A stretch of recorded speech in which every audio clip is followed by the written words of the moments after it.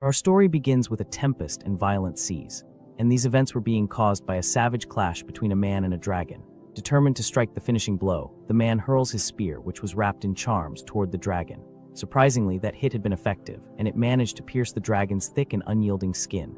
Facing that moment, the dragon finds it all unreal, and he is stunned that the man, even on the verge of his end, can still laugh, questioning it. Is truly human. The dragon laments that he was only 1 year away from managing to finally ascend and become a complete dragon.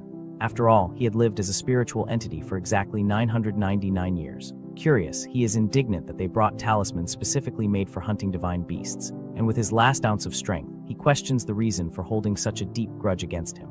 Completely exhausted and injured, the man calls the entity a fool. The beast then asks the man what he thought he would gain at the end of this fight, and the human replies that he only did it to pay the debt he owed his benefactor. Next, he looks up under the rain and wonders if it is all finally over. Fading away, the dragon begins to hear a mysterious voice asking what his name would be. Not understanding a thing, the spiritual creature roars in irritation, demanding to know who that voice is talking to. Right after, a gigantic explosion of energy and flames completely destroys the place. At that moment, the dragon wonders if his destiny was just to end. In such a useless way, amidst the dark void, a mysterious sound begins to echo and catches the MC's attention. He then wonders if he is still alive. Next, he begins to feel his heartbeat and notices that his core energy is gone, but there is still strength left in his body. Upon reaching out his hand, the MC realizes that he is surrounded by walls and deduces that he was imprisoned. Furious, the creature warns that his body would never submit just because his core was sealed. With that, he gathers all his remaining strength and breaks the prison with an energy explosion. What remained of the impact were just pieces of a broken shell that fell to the ground. Now fallen and exhausted, the beast realizes that there is absolutely no physical strength left. Looking up, he comes across a gigantic hall filled with mountains of gold and wonders where he ended up. He soon notices that the place is overflowing with extraordinary and valuable items everywhere. The creature is impressed and wants to know who would be the owner capable of gathering such an absurd amount of treasure. Observing the place better, he notices that there is a strange stone stuck in the middle of the offerings with something written on it.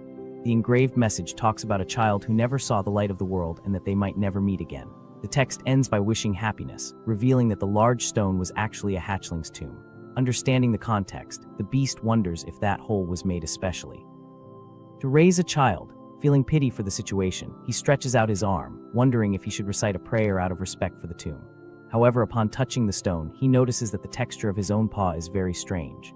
And upon seeing his own reflection, he notices that he is completely different from his original imposing body. In shock, the beast stares at his own paws, which are now incredibly short. As if the tiny arms weren't enough, his belly is also round and chubby. Pulling his soft cheek, the hatchling doesn't understand how his body ended up like that. Upon seeing his own reflection in the treasure, the creature despairs upon confirming how tiny he has become. He can barely believe he ended up in that state. Moments later, reality hits him, and he concludes that this can only be what humans call reincarnation. Without much to do, the hatchling lies down discouraged and accepts that he still doesn't fully understand the situation. Sighing, the little dragon decides to focus only on what he can do at the moment and starts looking for something useful in the place.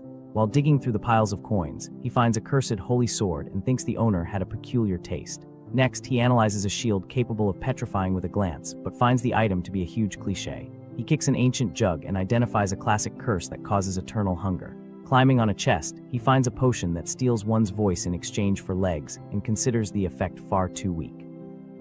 Hatchling wonders why there are only bizarre items there and suspects a sealing through opposing energies.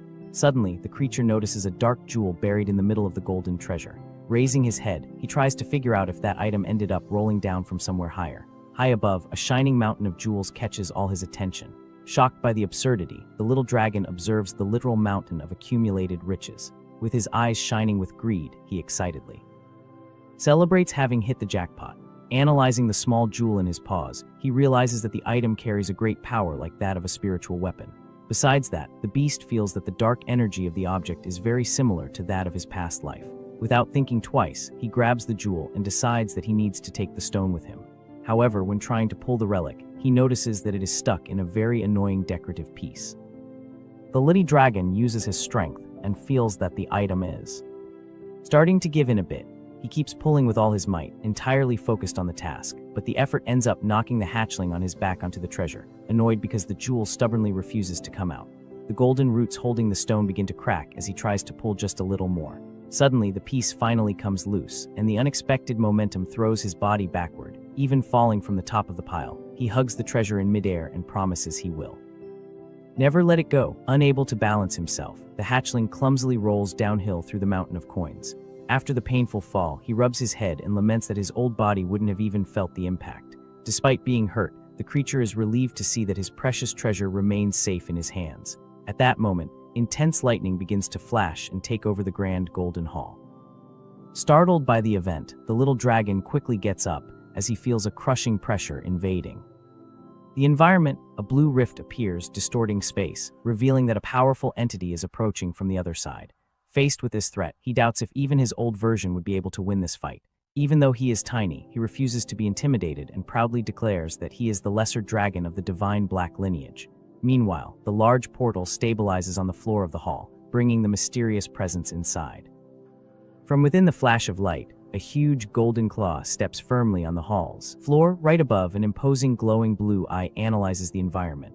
The presence belongs to a gigantic and majestic golden dragon that emerges, staring at the little hatchling in the middle of the treasure.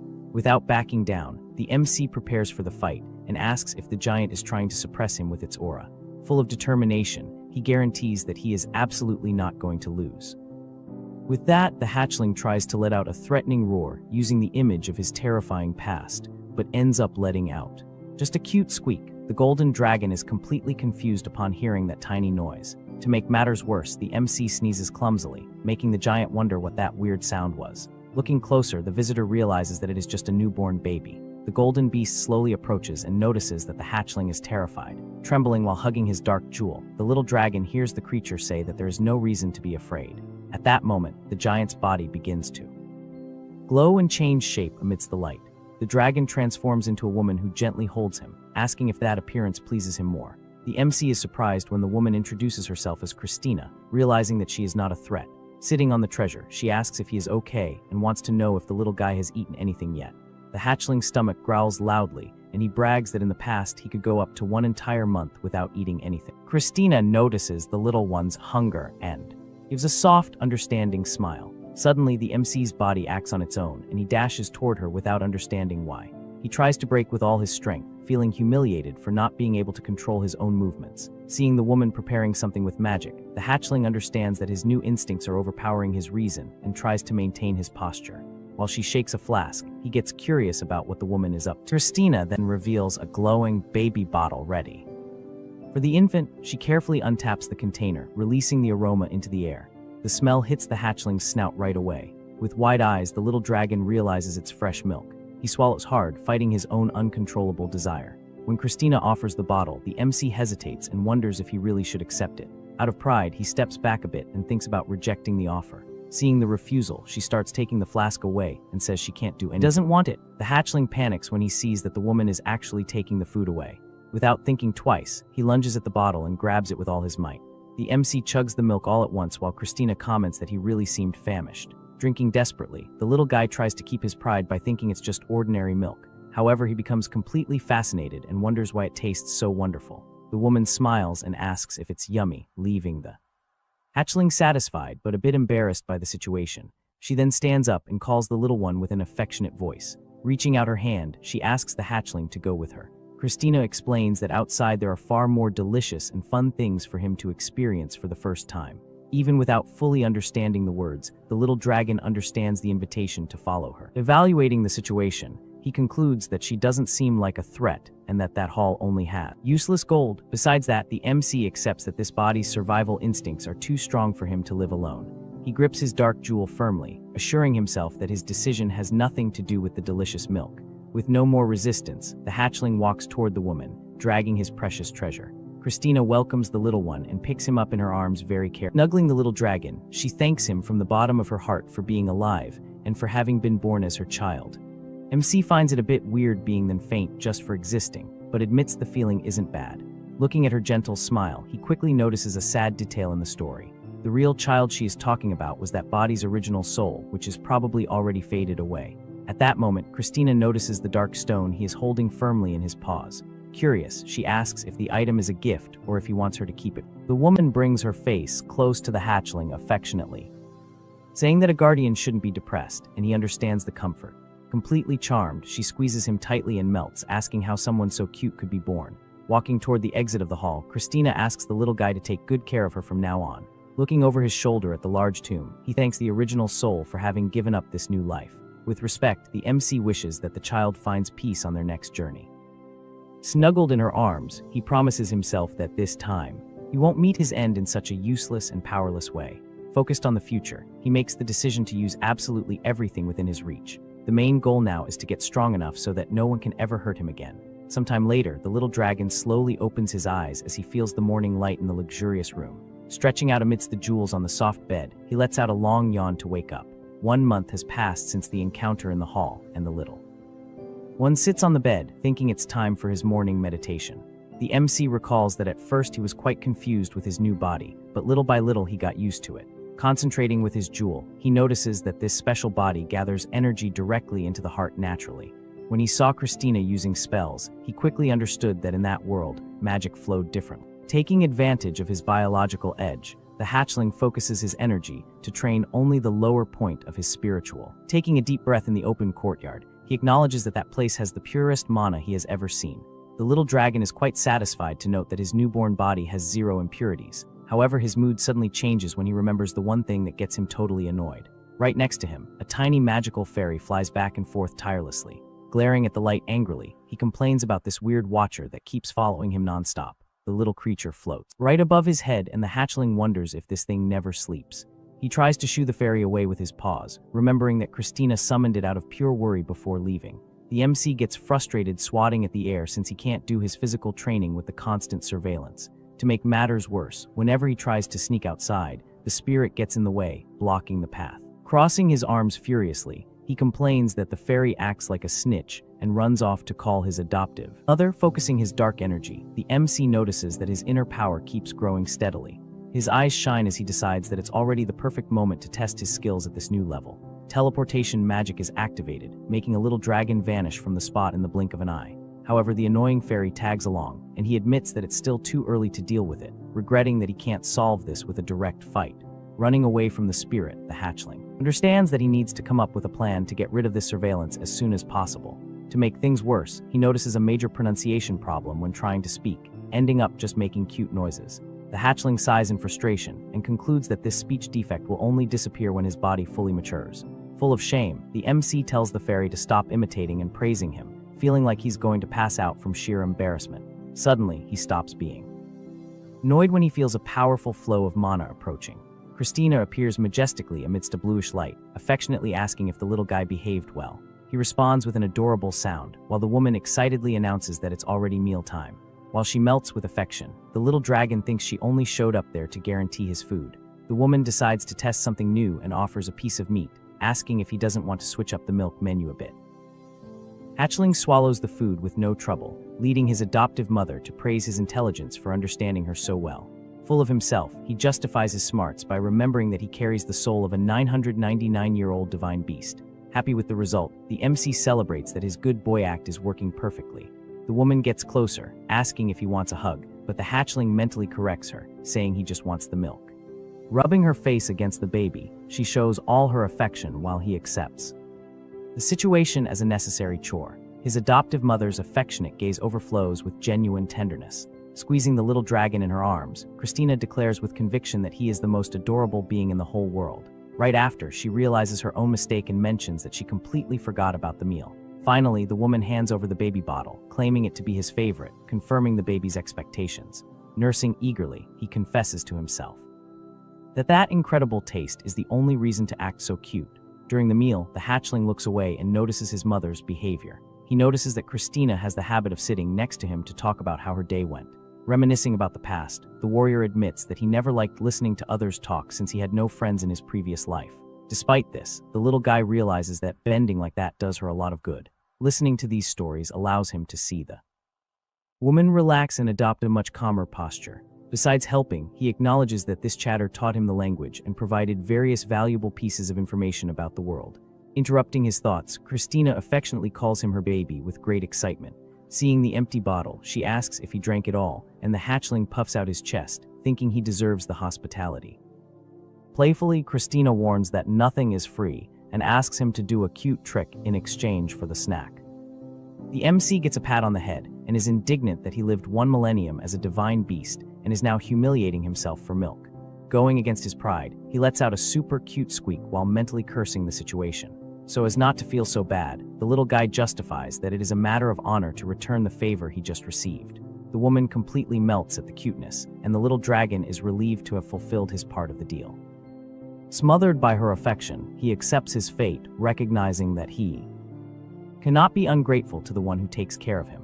Petting the baby's head, Christina wishes that such a smart hatchling manages to live with lots of joy. The mother's sincerity touching the depths of his soul leaves him speechless as she wishes him a wonderful life. Observing these attitudes, he admits that she is an incredibly kind person with a very warm heart. After a few minutes, the little guy rolls on the floor embarrassed, not knowing how he should return such pure affection. This emotional confusion suddenly makes him remember someone from his past who said very similar things. In a distant memory, a celestial fox questions if he really thinks it's fun to spend all his time training.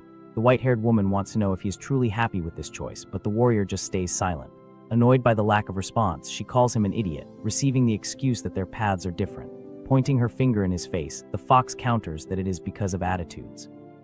Like that she considers him a massive fool with no foundation whatsoever. Without beating around the bush, the friend asks him directly if he has ever experienced true happiness in his life. She continues the lecture, stating that the warrior has no idea what it feels like to be adored by someone. The dragon dismisses the idea of being loved, guaranteeing that he has no room for trivial matters before his ascension. Sighing at his coldness, the woman points out that she is also about to evolve, but confesses she can't abandon her attachments. The conversation takes an unexpected turn when she reveals her decision to abandon everything to become a human. The MC is shocked by the news while the fox joyfully admits that the choice makes absolutely no sense. With a loving look, she explains that she found someone capable of loving her, even knowing her true spiritual identity. Faced with such a strong feeling, the woman justifies that the only right attitude is to return all that love in the same way. Turning her back to leave, she wishes from the bottom of her heart that one day her friend will also be able to understand this emotion. He gives a restrained laugh, calling his old friend silly for thinking that something so cheesy could happen in his life. Worried, the warrior reminds her that humans cannot visit that place, but decides not to ruin her happiness. Watching the fox walk away, he realizes how much he enjoyed her company and wishes her a lot of love.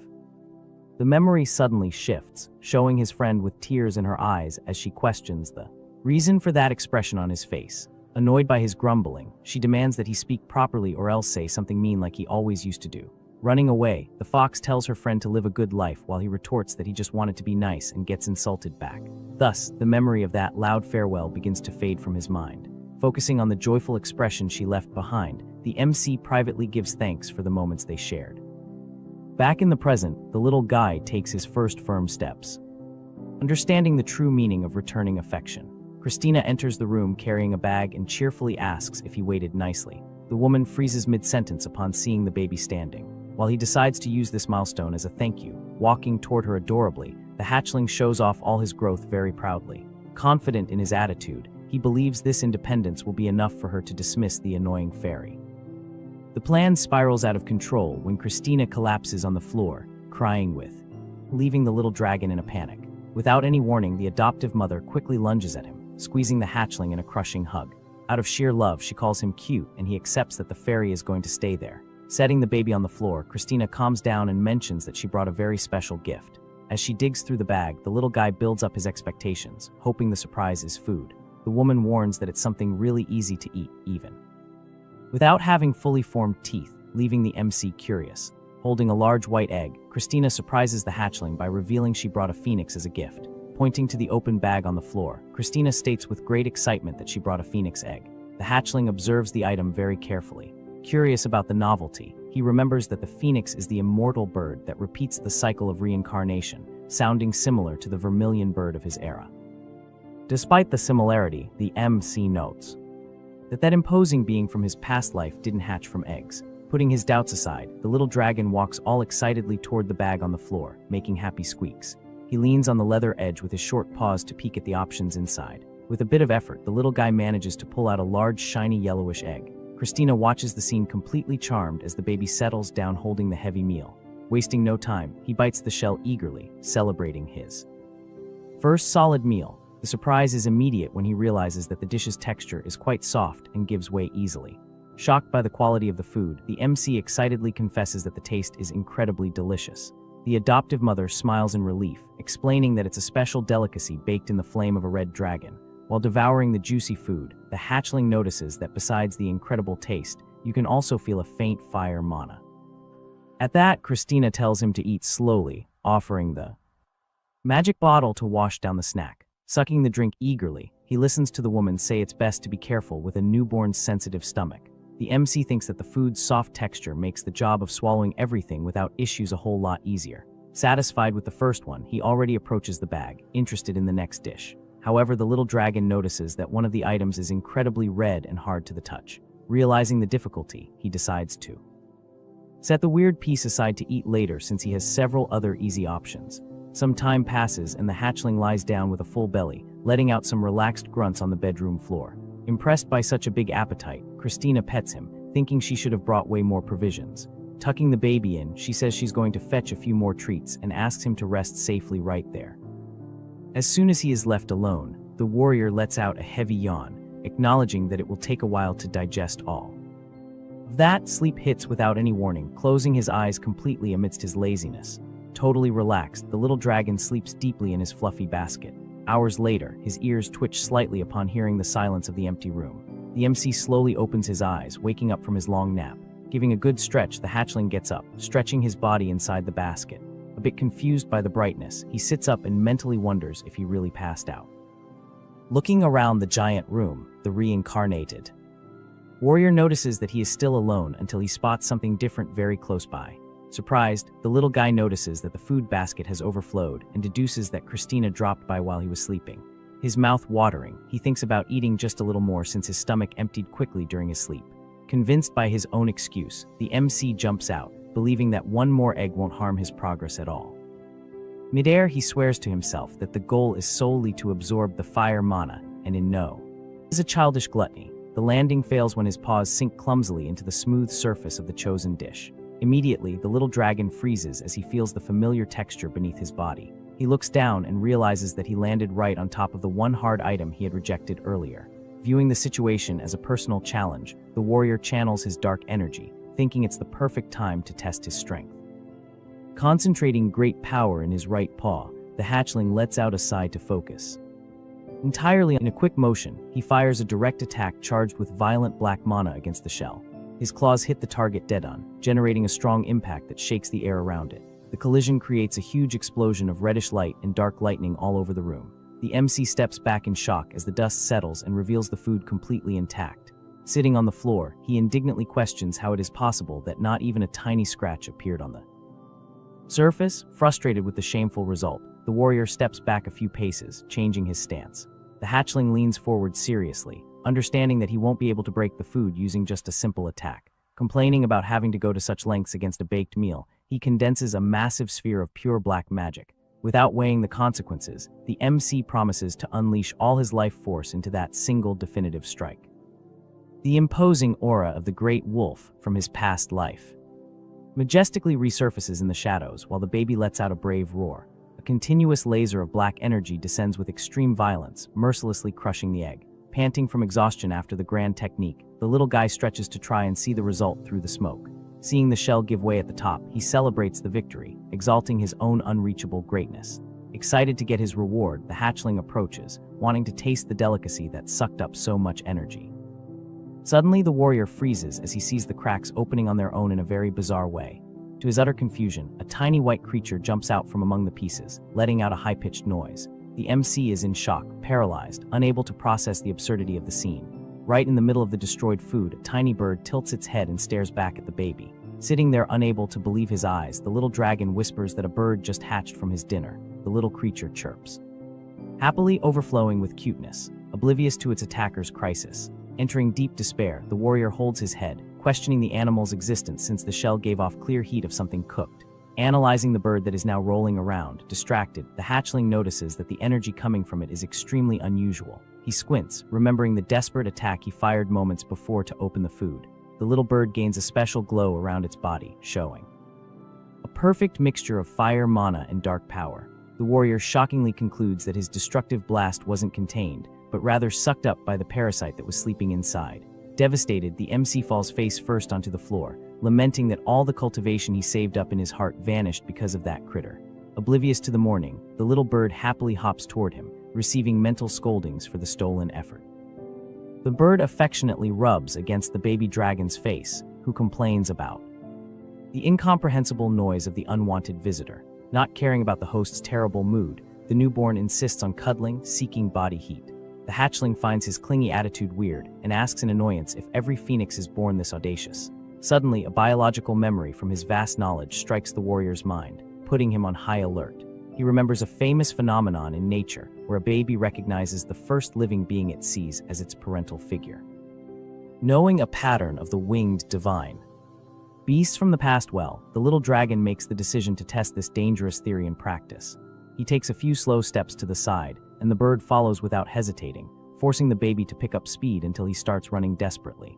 The MC races across the giant room while the tireless little bird flies glued to his heels without giving him a break. Crying out of pure frustration at having lost his peace in the world, the hatchling flees, accepting his tragic fate. Single father, exhausted in so many different ways and with his energy completely drained, the MC flies away, just wanting a place to rest in peace. Seeing that the bird continues on his tail, chirping nonstop, the hatchling asks in irritation if the critter really can't fly up to there. Too tired to deal with the situation, he collapses on his soft bed and decides to ignore the problem, hoping the creature figures things out on its own. Soon, the warrior notices that the animal's noises are getting slower and weaker. The little dragon lifts his head suspiciously upon noticing the change in the tone of voice of his new problem. Looking down, he panics when he notices that the bird is crying as if it had been abandoned. The hatchling sighs frustrated in the dark, reflecting that clueless little bird has no idea of the immense damage it caused. Meanwhile, Christina hurries through the corridors, lamenting that she got back home much later than expected, holding a very full basket. The woman is extremely worried, imagining if her little baby is going hungry. Arriving at the room, the adoptive mother opens the door, calling the child lovingly. She steps on some shards on the floor and relievedly deduces that the baby ate the remaining eggs while waiting and then ended up falling asleep. However, the woman stops dead in her tracks, totally surprised, as she focuses on the makeshift crib. Observing her son's resting place, she notices a strange white tip peeking out from behind his body, in the middle of the blankets. The hatchling is fast asleep, hugging the small bird clinging to his chest. Shocked by the unexpected discovery, Christina tries to understand if what hatched was really a phoenix egg. Waking up from the nearby movement, the little bird opens its eyes and lets out a soft chirp. Christina lets the basket slip from her hands, bewildered by what she just found. Overcome with shock, the adoptive mother tries to process the existence of that mythical creature in the middle of the nursery. She quickly deduces that the egg was exposed to an intense combination of pure fire magic and the power of darkness. Intrigued by the result, the woman analyzes how a newborn managed to withstand so much violent energy without suffering any harm. In her mind, she recalls the legends about the sacred firebird that travels through the Garden of the Gods. Seeing such a majestic entity protecting the last divine black dragon seems like the perfect representation of a whirlwind of destiny. Trying to pet the bird, Christina is repelled by a spark and finds it worrying not being able to touch it, but decides not to force the situation. The phoenix puffs up its feathers and hisses quite aggressively to keep the woman away from its new guardian. The loud noise ends up waking up the MC, who gets up grumbling, completely annoyed that his sleep was interrupted like that. With a gentle tone, Christina rhetorically asks how a bird came out of a baked egg, while the hatchling tries to justify himself in his childish sleeks. The little bird goes back to rubbing against the warrior seeking affection, and the woman points out that there is only one phoenix per generation. She explains that the magical cycle requires the previous generation to pass on for a new one to be born within a maximum period of 100 years. The little dragon listens to everything without giving it much thought, while his adoptive mother emphasizes that the current phoenix should still be alive somewhere. Worried about the balance of things, Christina wonders if some grave anomaly occurred in the world to unite light and darkness in the same crib. Aware that she cannot simply ignore this absurd event, the woman snaps her fingers, summoning the tiny magical fairy. She mentions she needs to meet with a red dragon elder to discuss the newborn since he masters fire and is also raising a hatchling. Handing the room surveillance over to the little spirit, the adoptive mother thanks her for the help, while the fairy guarantees she will handle the task alone, saying goodbye affectionately. Christina asks the little one to stay safe and he agrees, excitedly raising his paw. The MC can barely hide his excitement, realizing that the woman's departure means a rare bit of free time. Even feeling hesitant to leave the three little creatures alone, she turns her back, trusting that her baby will be fine. In her thoughts, the woman acknowledges that the child is not only mature, but carries an imposing aura and very well-defined values. She remembers that normal hatchlings usually use their magical power in a completely uncontrolled and explosive manner. However, that dragon in particular is very different, displaying terrifying and complex precision when manipulating his own mana. Impressed by the child's natural talent, Christina concludes that he is not just a common genius, but a true combat master. A brief memory enters her mind, recalling the day she asked a hooded figure if they had done something to the baby before the adoption.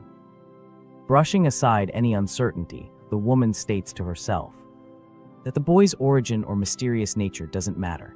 Exuding a strong maternal feeling, she proudly accepts her vital role as the guardian of that little life. Meanwhile, sitting on the bed, the reincarnated warrior grows thoughtful, remembering an interesting detail about that story. He recalls the information about the Fire Elder's son, a red-haired youngster very focused on his studies and known for being an exceptional talent. The prodigy boy observes the environment calmly, being seen as the hope of a good influence for the future. In her imagination, his adoptive mother hopes that the two hatchlings will end up building a valuable friendship as time goes by. Returning to the final safety warnings before departing, the fairy floats attentively, receiving direct orders to report any problem immediately. Christina reinforces that the baby must not stray from the guardian's spirit under any circumstances, receiving only a squeak of confirmation. At that, the MC focuses on the glowing fairy with total impatience, wanting to know why the snitch spy is still watching everything there. To his utter indignation, he has his cheeks squished without the slightest warning by the sassy little creature. Before leaving for good, the woman grabs the hatchling for one last intense attack of crushing affection. Leaving the little dragon dizzy with so much exaggerated affection, she puts him back in the basket, promising to return as quickly as possible. The heavy bedroom door finally closes for good, leaving the room in absolute silence. The short-legged warrior quickly perks his ears up to analyze the noises from the empty corridor. Focused on the exit, he waits a few crucial seconds to have absolute certainty that the woman really left, confirming total safety. The hatchling closes his little paw, gathering all his contained energy. In a liberating leap, he celebrates the moment, knocking over the defenseless little bird during the explosion of joy. Hastily leaving the basket, he reflects that it makes no sense to lie down all day as if he were living through a useless period of hibernation. Walking decisively, the MC grumbles that the excess of childish rules was totally ruining his heavy training routine. Walking freely through the huge hall, he evaluates that there won't be any problem if he explores the spacious nursery a bit on his own. Suddenly, the hatchling turns his face, bothered as he hears the high-pitched warnings of the vigilant fairy on his neck. Glaring at the little spirit floating and reproaching him, the warrior inwardly demands that the critter stop with that silent judgment. Acting quickly, he grabs the newborn phoenix that threatened to get in the middle of his strategic escape. Without a single trace of delicacy, the MC tosses the cheeky bird over his own shoulder in a fluid motion. Settling the living cargo on his head, he deduces that it is infinitely better to serve as a mount than to trip over the creature walking behind him all the time. Proceeding with the rebellious stroll through the hall, the little guy advances toward an imposing wall, being closely watched by the fairy. Analyzing the large double door, the little dragon calculates the height and confidently concludes that he can reach the doorknob with a well-placed jump.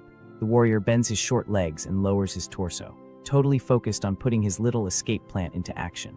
Using the maximum momentum his legs can take, he launches himself from the luxurious floor toward the target up high.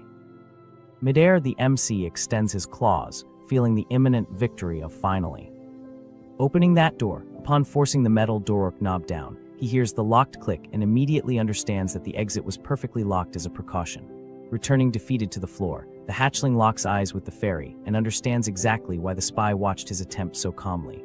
Refusing the imposed barrier, he begins to emanate a dense dark energy, making the message clear that he is no ordinary baby. Using his black magic with absolute precision, the little guy manipulates the lock's gears until he unblocks the path without the slightest physical effort. Finally, the large double door gives way, revealing the clear path out of the nursery. Passing through the gap, the MC reflects that the most important thing now is to find out how the magical fairy will react to this escape. the little spirit floats, lighting up the corridor, keeping the warrior on alert about a possible warning to Christina. However, he turns around completely surprised upon noticing a very different reaction from what he expected. The glowing little creature nods her head positively, giving clear permission for the hatchling to move forward. Not understanding a thing, the little dragon scratches his head, wondering why his watcher turned into such a helpful assistant out of nowhere. Accepting his unexpected luck, he puts his paw on the floor and decides that it's the perfect moment to move forward. Upon carefully observing the surroundings, the MC finally understands the reason for his guardian's sheer tranquility. The hallway in front of him is absurdly immense, much larger than his experienced mind had initially calculated. Sitting on the cold floor, he concludes that the overt protection didn't need to kick in because it is impossible for a child to get far in a place like this. Even if a newborn spent the entire day walking aimlessly in there, it wouldn't make any difference at all. Resuming the walk, the warrior admits that the adults are completely right about the physical limit of his current body.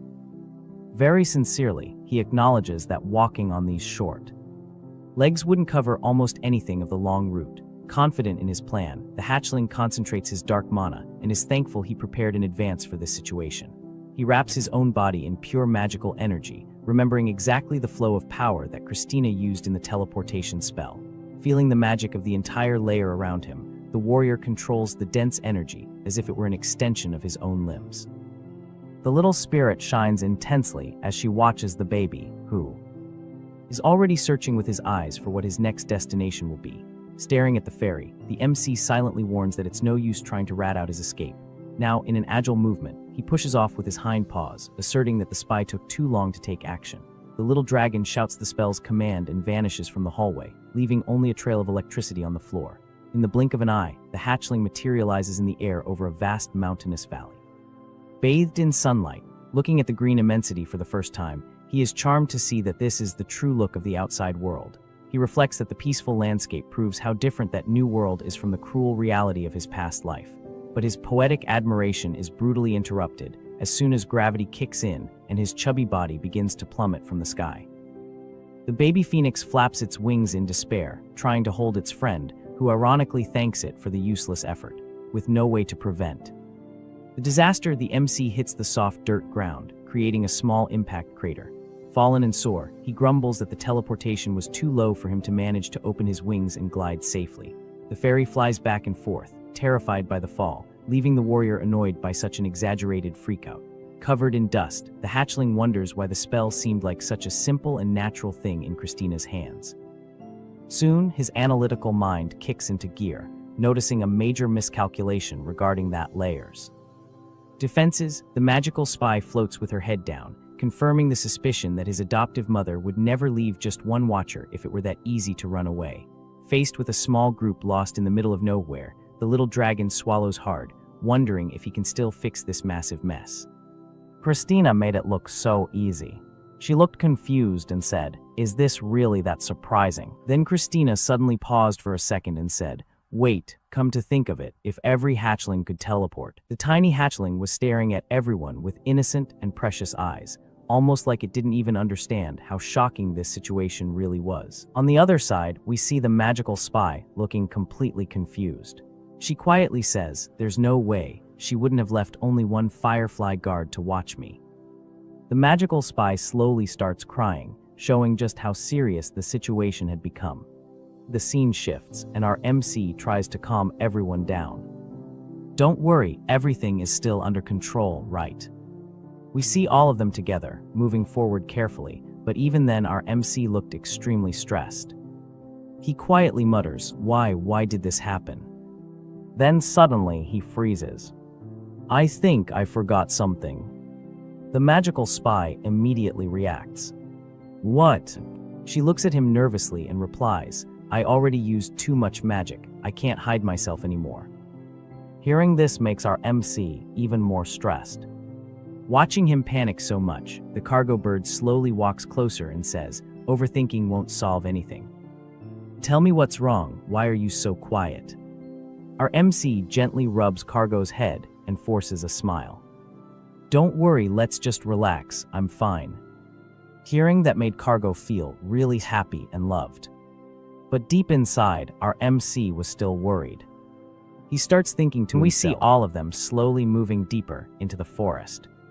The environment around them looked beautiful and peaceful.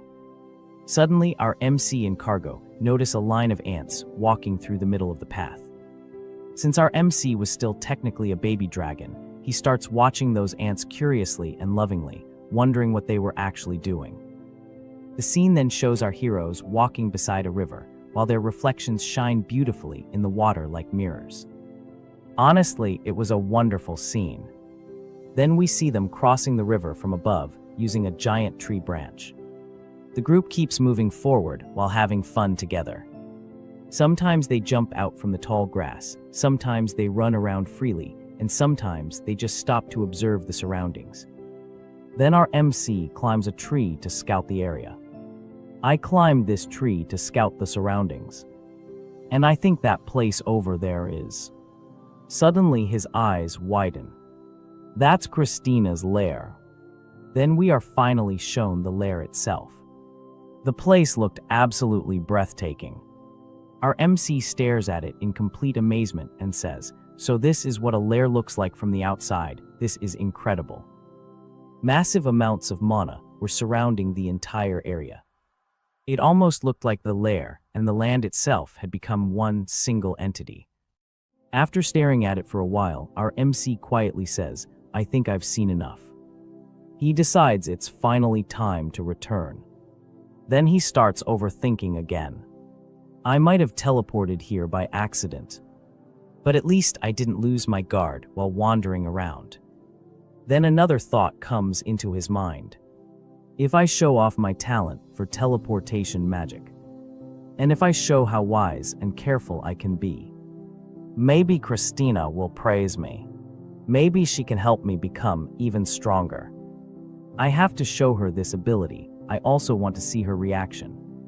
But immediately after that, he panics again. No, I shouldn't overreact too much. Otherwise, she'll become suspicious. Our MC starts overthinking nonstop, literally just like my girlfriend. But still, everything has to go smoothly. As they continue returning home, they suddenly notice something strange in the air. A beautiful scent spreads around them. Our MC stops walking and said, "What kind of smell is this?" Then suddenly, he notices a beautiful flower nearby. Wild ginseng, it's a heavenly seed. Our MC looks completely shocked. It's incredible. I expected nothing less from something growing on the holy mountain. The energy coming from it felt unreal. This energy is on a completely different level. Then our MC starts imagining how much stronger he could become after eating it. Maybe this can make me even more powerful. He keeps staring at the flower while debating with himself whether he should eat it or not. But the moment he reaches his hand toward the flower, someone suddenly stops him. The magical spy. Our dragon becomes confused. "Why are you stopping me?" The magical spy looks irritated and says, "This is so annoying." But Cargo also jumps in to help our dragon. Because of that distraction, our dragon finally gets the chance to grab the flower. And before anyone could stop him, he eats it in one bite. The magical spy desperately tries to stop him. But our MC casually says, "It's already inside my mouth now. So everything is under control, right?" But the moment he throws the roots away, everyone suddenly freezes. The lower half of the flower looked humanoid. Seeing this completely shocks our MC. What did I just eat? The thing I thought was a heavenly seed, this is that at all. Even Cargo becomes shocked and starts panicking. Our MC suddenly starts feeling dizzy.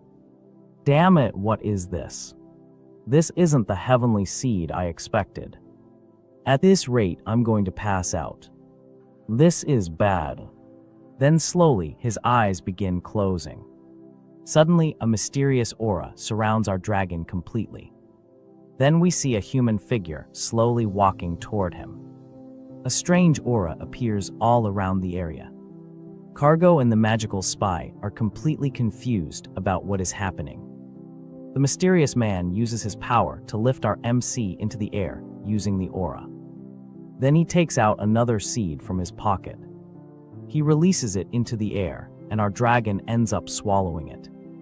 After doing that, the mysterious man slowly starts walking away. At the same time, our dragon slowly begins opening his eyes again. Now he was finally starting to feel better.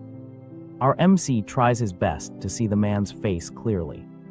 But because of his blurry vision, he fails to recognize him. And slowly, the mysterious man disappears. Our MC gradually heals completely. Cargo and the magical spy immediately run toward him.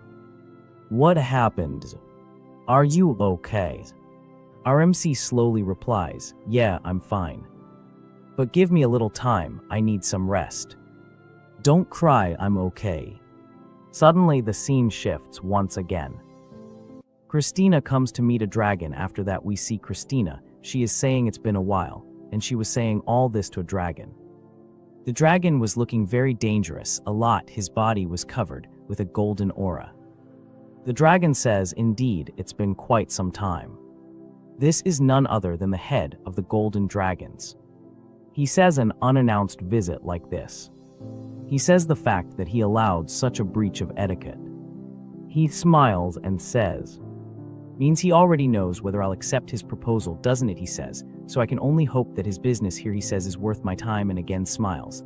Then we see Christina. She says, "It's a sensitive matter. I apologize for the impropriety." She greets him with respect. And the golden dragon says, No, you've always had good manners. First things first," and again smiles. Maybe his system has an error of smiling unfunny jokes by me coming to the point. Christina tells him that a black dragon hatchling has been born. Hearing this, the golden dragon gets shocked. He gets down from his throne and says, "What are you serious about it?"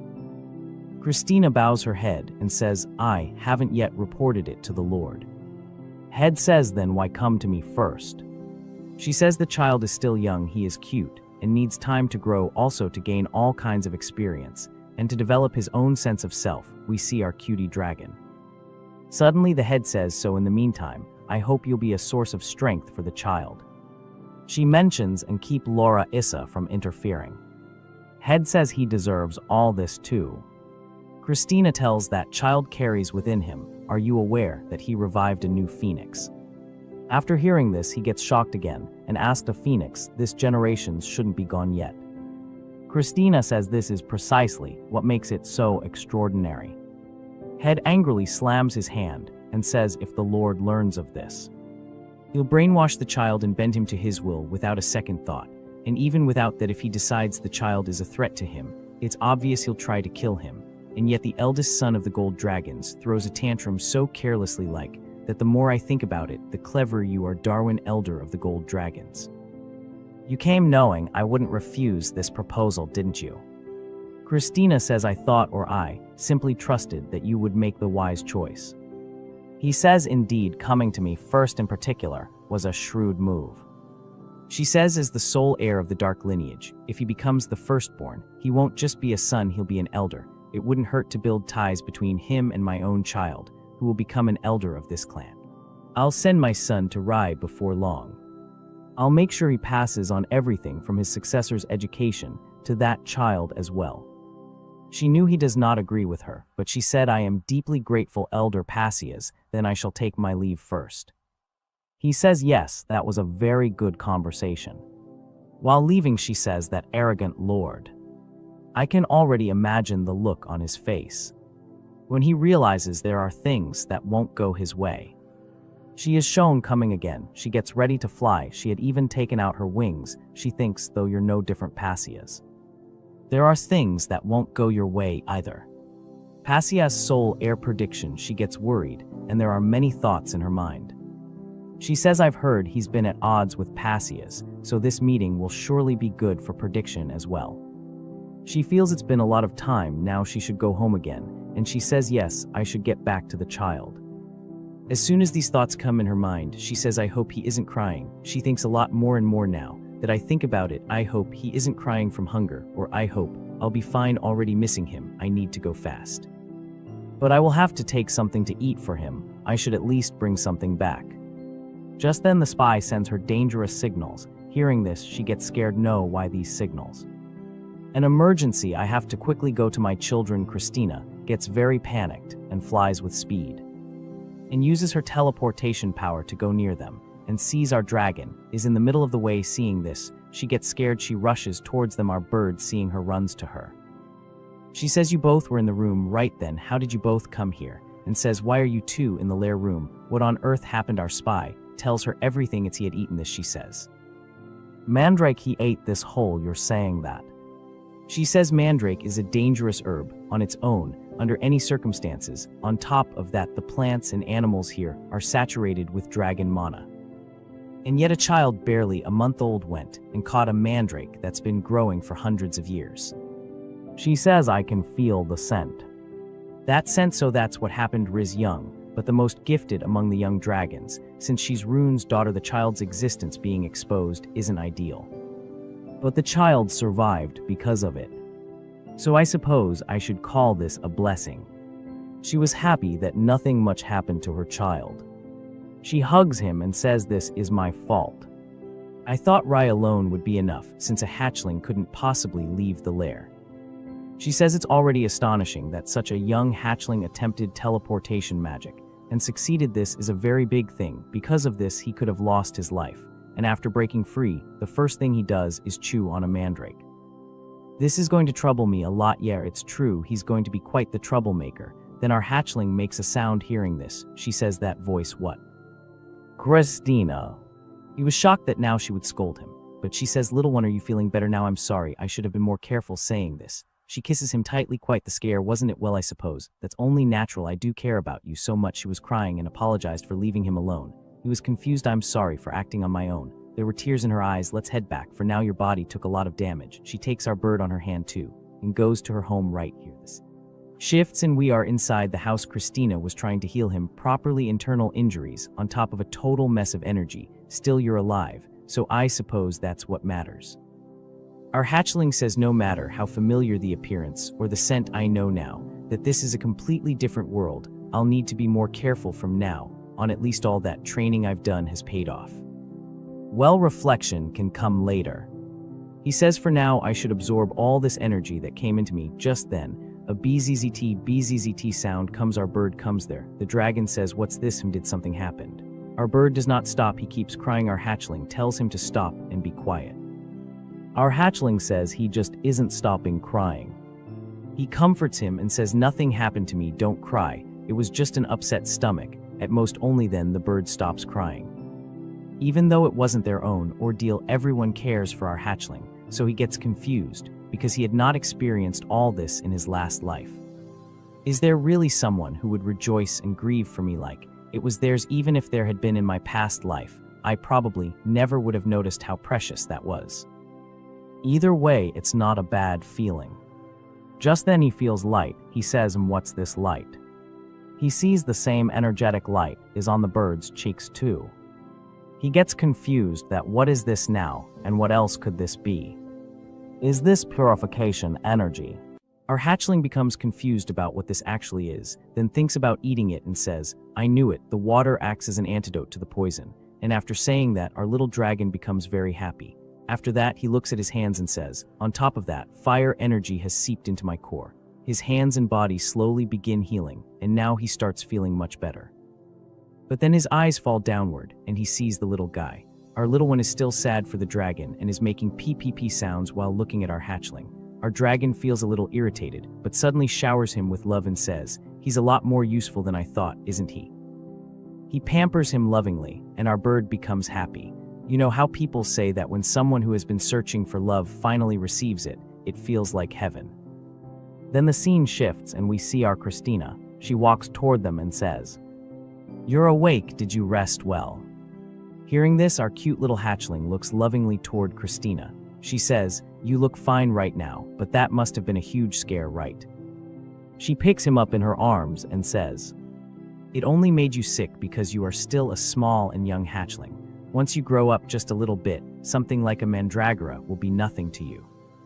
Our little hatchling says, I'll be fine in no time from something like this. Hearing that, Christina says, oh my sweet child. Then she says, even when I heard The situation from Rai, it was hard to believe, first using teleportation magic, and to have already recovered from internal injuries on top of that. Even with Lai's help, this kind of recovery rate is completely unprecedented. Our Christina falls deep into thought and says, this child is far too exceptional to just grow up as an ordinary hatchling. And what if Lord Isha were to find out about this? Our hatchling looks at her and then thinks, why is she thinking so seriously? She's not getting. Suspicious of me, is she? If push comes to shove, I'll just use that phoenix as an excuse. Christina puts the hatchling down and says, I'm going to cast inheritance magic on you. Our hatchling thinks, what is that? We are told about inheritance magic, an ancient spoken word magic said to have been cast by the gods upon the intelligent beings of the world. It is conceptual magic that implants the very source of a dragon's knowledge, allowing the receiver to gain the caster's knowledge and abilities, or even awaken entirely new ones. The extent of the awakened information and power depends on the maturity of the recipient's mind, but due to the nature of the magic, it places a massive burden on newborn hatchlings. However, the most terrifying aspect of this magic is that depending on the caster, twisted or dangerous ideologies can also be passed down along with it. That's why so few use inheritance magic, and the conditions are incredibly strict. Our Christina is explaining all these things to our little hatchling, and our hatchling is listening to everything. On top of that, there is a power restriction. Christina says inheritance magic is only performed once in life. Then Christina says, my child, can you trust me in this process? Our Christina looks a little sad and frightened as well, and she says, this magic is just as painful and dangerous as it is powerful. Plus, you'll have to entrust everything entirely to me. Our little hatchling becomes confused here about what is going to happen to him now, but somewhere deep inside, he also trusts her. Christina says, honestly, I wanted to let you experience a normal, carefree childhood, since there are things you can only experience when you are young. Our hatchling is watching all these things lovingly. Our hatchling begins thinking and says, from my past life, I know all too well just how incredibly warm and thoughtful her consideration is. Sometimes life is far more cruel than you would expect. Abstract, sparkling things like childhood innocence or fond memories are easily pushed aside by the harsh priorities of reality, and by the time you finally realize how precious they were, the vessel is already old and shattered, making it impossible to ever fully fill that jar again. You're left pulling out those fragments too late, only to long for them. And yet, despite wanting to protect and fulfill those things for me more than anyone else, this is the choice she made for my sake. The dragon says, so the least I can do is endure a little pain. A few days later, we see a magical yellowish aura covering the house, and some kind of portal being summoned. We see Christina standing while holding our hatchling, and she is moving toward that magical golden aura. We see that Christina has gotten very close, but our hatchling notices this and becomes a little scared. And he says, even from this far away, I can feel the sheer intensity of her mana against my skin. Our hatchling becomes extremely frightened and closes his eyes. Seeing this, Christina says to him, it's okay, my child, don't be too nervous. Our hatchling is floating in the air, and the aura pulls him toward itself. The inheritance magic has already begun. And he says, is it starting? Christina says yes, and begins using her powers to perform the magic, and says, under the name of Christina L. Arcadia. Christina says, her life and memories, I shall pass them down to this child. We can see those crystals in our hatchling's eyes. Christina says, here it comes. Our hatchling is already feeling powerful, and now he is feeling good, and our hatchling says, it feels like an entire archive of information is being forcefully dumped straight into my brain. My nerves are being forcibly. By the way, you still haven't subscribed yet, please do it.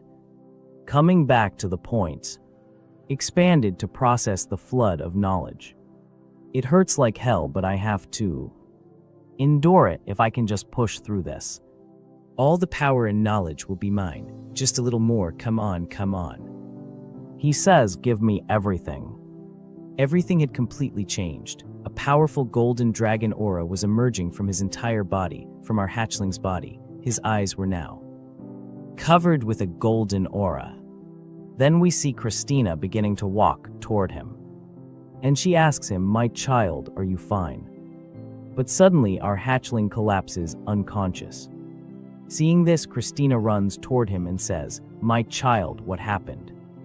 She picks him up in her arms and says, "Are you okay, my child? Please wake up." Suddenly our hatchling coughs, and seeing this, she says sadly, "My child, are you all right?" says Christina. And she rubs his cheeks. Our hatchling touches her hand and slowly says, "Christina." Christina says, "You made it. How are you feeling now?" Our hatchling looks strong, and Christina says, "Thank the goddess you're all right," before pulling him into a warm hug and saying, "You held on so well, you really did." But our hatchling is thinking that he had almost died. From now on, he will have to be careful about everything. Frightened, he says, "If I'd been even a little weaker, I'd be a dead dragon by now." Just then, Christina says, "My child, that was incredibly hard, wasn't it? Recover your strength. Let's eat first. I prepared a special meal ahead of time. You're really going to like it, and you'll feel much better after eating." Saying that, she hugs our cute little hatchling once again with joyful energy. The moment he hears about food, the hatchling gets extremely excited. Very excited. And the little dragon starts thinking, a special meal after going through something like that, this is going to be amazing. Let's hurry, our hatchling says. Just how good is it going to taste? Our hatchling begins imagining the food and loudly says, "I can't wait now." But then we see our hatchling become completely shocked after seeing the food and fall silent. Christina says, "Here, this is the special meal I prepared for you, little one." In front of the hatchling are a few dry branches or plant pieces along with some herbs and medicine. Christina says, "You're weak right now, so I prepared medicinal herbs and a tonic that are good for the body. Hurry and eat it." We can understand our hatchling. He wanted something tasty, but instead he gets this. Looking at Christina with sad eyes, our hatchling says, "What about milk and eggs instead of this?" Christina firmly replies, "No, they'll interfere with the medicine's effect. But if you finish it all, I'll give you a candy apple that's really delicious, so hurry up." The hatchling falls into deep thought and says, "After everything I went through, fine. It's not like I'm a real baby. I even ate that bitter mandragora, so I can eat this too," he says before starting to eat. Then he adds, "How bad could this tiny little thing be?" As he takes a bite, he immediately says, "This tastes very bitter. And way too bitter." His condition worsens as he wonders how he's supposed to eat this. Watching from a distance, Christina says, "I understand how you feel, but you still have to eat." Tears begin forming in the hatchling's eyes. He thinks, at this point, isn't this basically punishment? Eating the mandragora was one thing, but over there that little one already dove headfirst into his snack. Our hatchling says to the little bird, "Give me some of yours too." Then he turns to Christina and pleads, "Something good, not this, please." Christina says, "You did so well. You've been through a lot, haven't you? This is to cleanse your palate." After that, we see a tiny apple. Looking at it, our hatchling says, "Now I feel like I'm back among the living." While eating the tiny candy apple, he says, "It tastes like licorice. The sweetness, the softness, even a little bitterness." Seeing the hatchling happy, Christina becomes happy as well.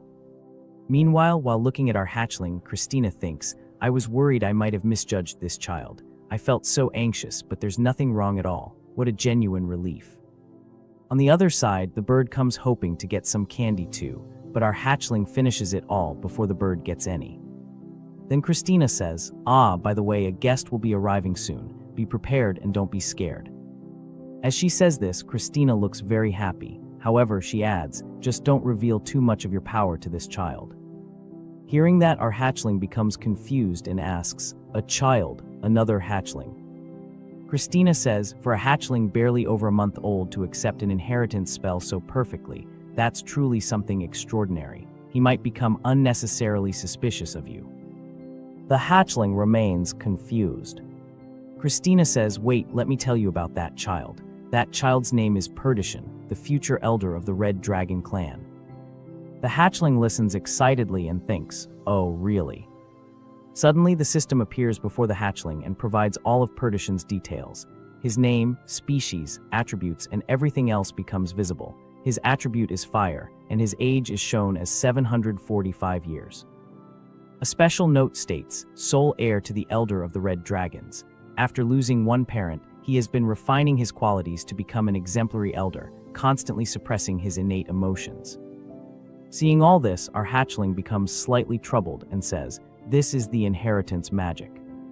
Judging by Christina's reaction, it seems this only manifests this way for him. Christina watches excitedly while our hatchling says, "It's intuitive and easy to read, which is perfect. Now let's see what else is worth looking into." But then Christina says, "You used up so much energy, so you must still be hungry, right?" Once again, our hatchling becomes confused. Christina says, "I've prepared plenty of other things too." The hatchling immediately starts thinking about food again and says, "Inheritance magic." Then he adds, "I'm so glad I received it." Our hatchling devours everything in one go. Christina says, "Now then, it's still a little early." She begins thinking that it's time to give him a name. It's time to start thinking about your name. Our hatchling is eating happily when he suddenly asks, "A name?" Then we are told that dragons choose their own names. Because a name is the first word of the spirit of words, an ability unique to dragons. Using my name exactly as it was might sound a bit off in pronunciation, even though I've grown attached to it. Our hatchling begins remembering his past memories. "Since your body is the color of ink, let's call you Muck. My surname is Lei, so Lee Muck. What do you think?" An Emugi becomes a dragon after 1,000 years. You know this, my child. Even though you're a tiny little thing right now, who knows? Maybe one day you'll become a being capable of ruling the world. So both you and I, let's keep moving forward and do our very best. Lee Muck. Our hatchling says, "It's been so long I can barely remember his face anymore, but I'll decide." After hearing that, Christina says, "There is no rush, take your time." She gently rubs his head with affection. But for the sound transmission magic to come through that clearly, it's a little surprising. Is it difficult? Our hatchling says, "It's actually quite easy to use. I could barely speak before, so I'd say I got lucky." Hearing this, Christina falls into thought. "Even so, it's high-level old magic, and you're adapting incredibly fast. As expected, my son is a genius. I'm so proud of you." Our bird says, "Me. Christina replies, "I can hear all of that, and I need to give this little one a name soon too." Then Christina says, "Perfect timing, I'll go greet Perdition." She gets up and starts heading over there. The hatchling says, "He's already here, at least let me finish eating properly." At that moment, the bird lands on top of our hatchling. The hatchling asks, "Do you want to come along too?" Our hatchling thinks Christina is head over heels right now, but if I can get a read on another hatchling's level, I'll have a point of reference. Christina says, "Should we head over there now?" "Let's go." With those words, they begin moving. Christina's body becomes covered in a golden aura. Our hatchling says, "As an Emugi, I absorbed information about this world. There were many things that were the same as in my past life, and many things that were different. But honestly, the most surprising thing of all was Christina's species, golden dragon. We are shown Christina's details. Light blessing protection. Age 33-45 years. Special notes, Elder of the Golden Dragons, candidate for the Elder's Rod, owner of the dungeon. Christina is incredibly powerful, and we are told that. Fulfilled duties as a supervisor during the Celestial Demon War, intervened in the human world, and contributed to its recovery. Elder Rod candidates. Celestial Demon War. These are all absurdly grand titles Christina has. He wonders, how did a dragon of this caliber end up taking care of me? Then we hear Christina's voice. She says, "You've already taken down 2. You've been traveling for quite some time. You must be exhausted." The hatchling watches everything with admiration. "It's been a while, Perdition." It's that guy from before." The hatchling thinks, so this is the heir of the red dragons. Perdition says, "It's been a while." Then he respectfully greets Christina, elder of the golden dragons. But then he notices our hatchling and immediately asks, setting everything else aside, is this the black dragon hatchling that was recently born? Christina says yes, though he's still young, he's a very clever and gifted little dragon. Hearing that, the little dragon becomes nervous and starts hiding behind Christina. Perdition says, little one. Christina says, please look after each other. The hatchling extends his hand toward Perdition. Perdition kneels down and shakes his hand. But then the hatchling suddenly feels something and says, what was that? That just now was hostility. A strange energy emanates from Perdition's body, and our hatchling can clearly feel it. The next part is coming very soon. Don't forget to subscribe. He shut it down fast. Our hatchling grabs his hand and thinks, but that was definitely strange. I mean, he has no reason to glare at a hatchling he just met like that. Anyone watching would think I was his sworn enemy. Lucky for him, I'm not just any hatchling. Wait, just then a bird lands on our hatchling. After seeing the bird, Perdition thinks, what is that? What's that? A fluffy little thing that looks like what kind of bird? And it doesn't look like an ordinary bird. The hatchling thinks, I've seen this before already. Perdition turns to glance, his expression shifting slightly. Then Christina speaks up in a clearer tone, curious but excited, saying that the little bird is actually a phoenix hatchling. Perdition immediately reacts with surprise. A phoenix hatchling, he raises an eyebrow, but then his logical side kicks and he points out that the phoenix from the previous generation is still alive. A new phoenix hatchling should not exist yet. Christina responds calmly. She says she has never seen anything like this happen either, but that is just how it is. She explains that since the phoenix hatchling has not yet awakened its power, she and an elder named Passias are simply keeping watch for now. Perdition processes this. He quietly says he understands, and the exchange ends there. The hatchling watches from nearby, noticing how quickly Perdition went quiet the moment the elder Passias' name was brought up. It thinks to itself, look at him go quiet the moment the elder's name comes up. The hatchling continues its inner commentary. In any case, Christina thanks Perdition for coming all this way. As she says this, she reaches out and gently pats Perdition's head with a soft, warm smile. The Korean sound effect for a soft touch plays. Perdition's eyes close slightly, and for just a moment he almost looks peaceful. Christina then asks Perdition to please be a good older brother to the little one. The little hatchling watches from the side as Christina pats Perdition. Perdition responds simply he understands, but the moment Christina stops patting him, he immediately looks a little disappointed, though he hides it. His hand moves to the side of his own head as if feeling where she touched him. The hatchling notices this with amusement. It thinks to itself he looked disappointed the very moment Christina stopped patting him. Such are the thoughts of the youngest hatchling in the room. Even so, the hatchling's wings shift, and it flutters slightly. The previous look Perdition gave it earlier is still stuck in its head. It thinks that look he gave me earlier is still stuck in my head. The hatchling keeps thinking. From the outside, it probably just looks like it is copying what adults do, but if someone you hate touches your head, of course anyone would react. The hatchling decides something. It wants to see Perdition's reaction. It moves toward him, saying, let's see how you react. The hatchling lunges forward and presses its face against Perdition's head, making a soft nudging motion. Perdition reacts instantly, his expression flickering with surprise and what might be embarrassment. He tries to keep his composure but clearly was not expecting this. From the hatchling's perspective, it is patting Perdition's head just like Christina did. It thinks to itself from the outside, it just looks like I am copying what adults do, but if someone you hate touches your head, anyone would react. Perdition stiffens. A tense reaction line appears on his face. He asks in a somewhat flustered voice, what do you think you are doing? There is a brief pause, then the next image shows Perdition with wide, startled red eyes, his cheeks slightly flushed. His inner voice says just one word, him. Then the hatchling's inner voice speaks, this is not the reaction it was expecting. Perdition is now shown holding the little hatchling up in both hands, looking sideways with a confused and somewhat awkward expression. The hatchling hangs there, staring at him. Perdition wonders to himself, wait, he does not actually hate me. The hatchling reassesses the situation. It was sure Perdition was radiating hostility earlier, but now that does not seem to be the case. The hatchling decides it needs one more test. It reaches down its tiny paws and steps right onto Perdition's hand with a pat. One more test, it thinks. Then the hatchling calls out, "Hey, you." Perdition's eye twitches in reaction, just barely visible from an extreme close-up of his sharp red eye.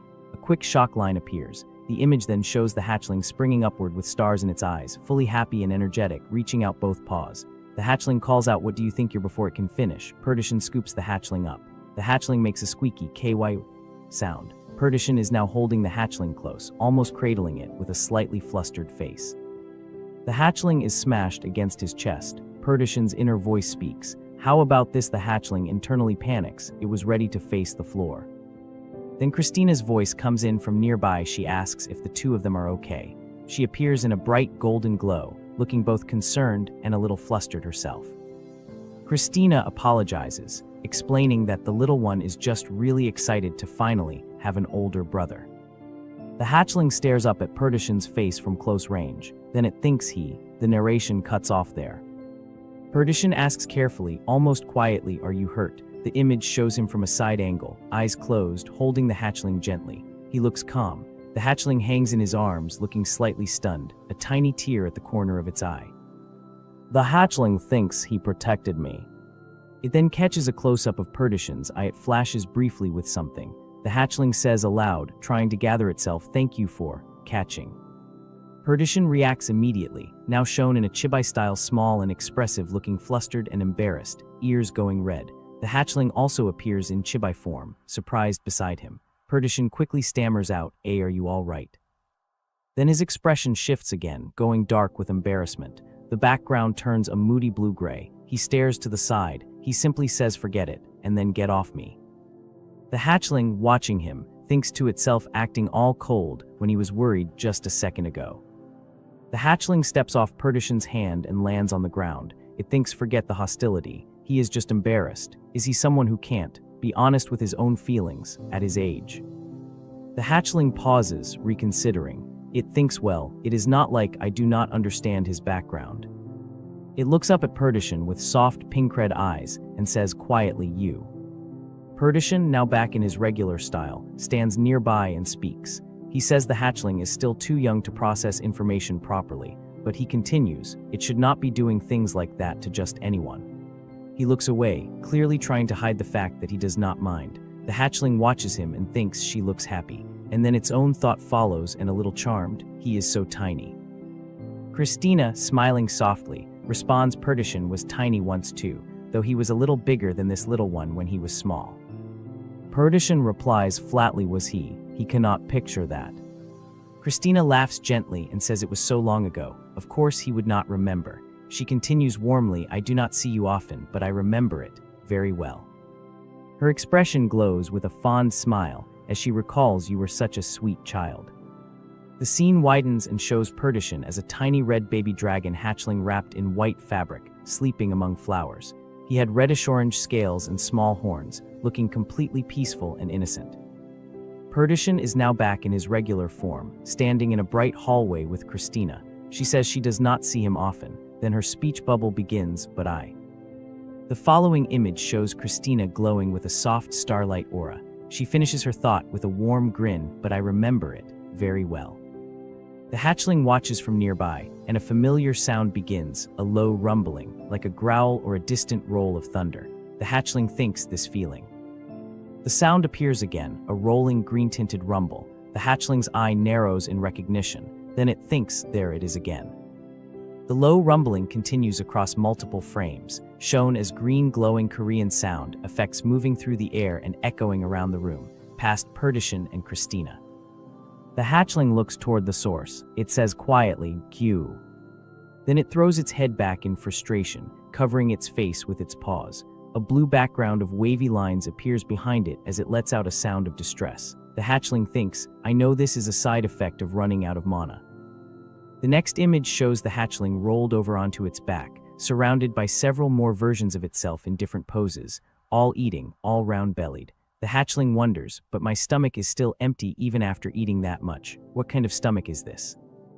Christina reappears, saying the two of them should play together. She's going to go grab something to eat. She steps away in a golden glow. Perdition responds, simply understood. Christina's last words as she leaves, don't go too wild, okay? The image pulls back to show Perdition and the hatchling now alone in the garden-like outdoor area. Christina has walked away. The hatchling watches her go and thinks she just left like that. Perdition turns toward the hatchling. He calls out, "Hey." The hatchling looks up at him, startled. It says Q. Perdition sits down, looking sideways, his expression somewhere between tired and thoughtful. The hatchling faces him with wide eyes, still a little confused. Perdition's inner voice comments, jumping straight to, "Hey, was he putting on an act this whole time?" Then without warning, Perdition reaches out and grabs the hatchling's face between both hands, squishing its cheeks together. The hatchling's eyes go wide. Perdition makes a curious expression. The hatchling is then shown with its cheeks squished, ears pushed flat, looking deeply unimpressed. Perdition stares at it and thinks, so this little one is the younger one I am supposed to be guiding from now on. The hatchling protests through squished cheeks, "Let go of me, kid." The white bird swoops in immediately, crying out, "PPYK, PPI." It slaps Perdition's arms repeatedly, trying to stop him. Perdition looks at the white bird calmly. He says, quiet, he is only talking to the hatchling, "Stay out of it." Then he turns back to the hatchling and declares, "Leave everything to me." His eyes are closed, one hand raised, looking completely confident. He continues, "I will not go easy on you just because you are young, so do not even think about slacking off." The hatchling responds with a flat Q, then it thinks, teach me what exactly?" The hatchling argues internally, if anything, it should be the one teaching Perdition. It has already received the inheritance spell, so what is it supposed to do with this red kid? Then Perdition sighs and says, "Ha." He smiles slightly, a small and somewhat sly expression crossing his face. He points toward the white bird and asks, "Look at that bird. What do you think it is doing?" The white bird is shown soaring through a burst of flames and golden light, clearly in the middle of some kind of training or power release. The fire wraps around it in great spiraling waves. The hatchling watches with narrow eyes. The hatchling responds, the nerve of a bird. Perdition raises his head confidently and says, "Do not be insolent in front of someone who will become the leader of the Fire Clan." His eyes glow with orange-gold fire. Flames surge around him dramatically. He raises his hand and fire explodes outward in a great wave. It is an impressive display. The hatchling watches, its own eye gleaming with a sharp orange reflection of the fire. It thinks, "I can tell he is holding back his energy. Hatchling or not, a phoenix is still a phoenix. Right? They are both going to end up hurt." The white bird is shown caught in the middle of the flames, looking shocked and wobbly, PPYIK. The hatchling steps forward boldly, raising one paw and releasing a burst of fire energy from its own small body to push back against Perdition's attack, shielding the white bird from the blast. Perdition stares at the hatchling. The hatchling stands firm, covering the white bird behind it. Then it says simply, "He's my subordinate." The final image shows the hatchling standing in the middle of the scene, one paw raised in the direction of the flames, completely serious. Behind it, the little white bird is tucked safely, shocked but unharmed. Perdition stands nearby, looking at the hatchling with a new expression, something between surprise and quiet interest. Perdition says, "This little guy isn't yours," and upon hearing that, our hatchling becomes extremely worried. On the other side, our hatchling tells him, "He is my familiar. Don't do anything to him," and he immediately starts trying to save our bird. Perdition attacks him, but our little dragon handles him with ease. After seeing that, the boy is shocked. Just as I thought, the hatchling thinks, no matter how important the newcomer is, I am already under Christina's protection. If anyone tries to hurt me inside her lair, they won't just be kicked out, they'll face her ultimate wrath. Christina may be acting kind, but this brat doesn't know his place and is crossing the line. Perdition says, "Ha, look at you trying to protect your little lackey." The hatchling says, "This brat still hasn't learned his lesson. I'll have to do something now. Looks like I am the one who has to teach this little shit a lesson. Seriously, what on earth did the red dragon elder teach this kid?" The hatchling says again and thinks, should I just ignore it and play along? On the other side, the bird is a little frightened. But then he says, no, I can't ignore this. He puts the bird down and says, "Since I'll have to live with him from now on, it's best to put him in his place while he is still young." The boy also gets ready, while our little dragon steps toward him. And after seeing that, Perdition thinks, what is he trying to do? Then the little dragon says, "Let's establish the hierarchy." After hearing that, Perdition is shocked and wonders what is happening. After feeling his power and seeing his aura, he becomes frightened. Perdition says, "What the hell is this? What is happening to me? What kind of pressure is this? I can't understand it. I can't even breathe properly." Our little dragon is doing all of this with his own power. Along with that, he snaps his fingers, and only then is the boy able to breathe again. Our little dragon says, "That should be enough. Good, he seems to understand now." And Perdition says, "What did you just do? And what exactly are you? How can you have an aura like this? You're too young." The hatchling says, despite all that arrogance, his mental resistance is pretty weak. To be fair, his point of comparison is an Imugi who trained his mind for over 900 years. No matter how much he glares at me now, he just looks like a terrified wild animal. Still, seeing him use magic earlier, his instincts seemed pretty sharp. He might be a cowardly lion, but he definitely has talent. Since he only received training from the elder, he never had proper emotional development. Our hatchling thinks this while holding our bird in his hands. Then he realizes something, and our hatchling says, "Ah, is that why? Christina can't exactly be his friend, so she probably wanted me to be his playmate." And he thinks, well, winning the favor of a future elder candidate benefits me too. Besides, look at him earlier. He's just a bit clumsy from a lack of experience. He's the type who won't easily abandon someone once he opens his heart. First, I need to make him lower his guard. He goes near him and grabs his clothes and thinks, I guess I'll have to use what I've got. Our little dragon is thinking about putting on an act here.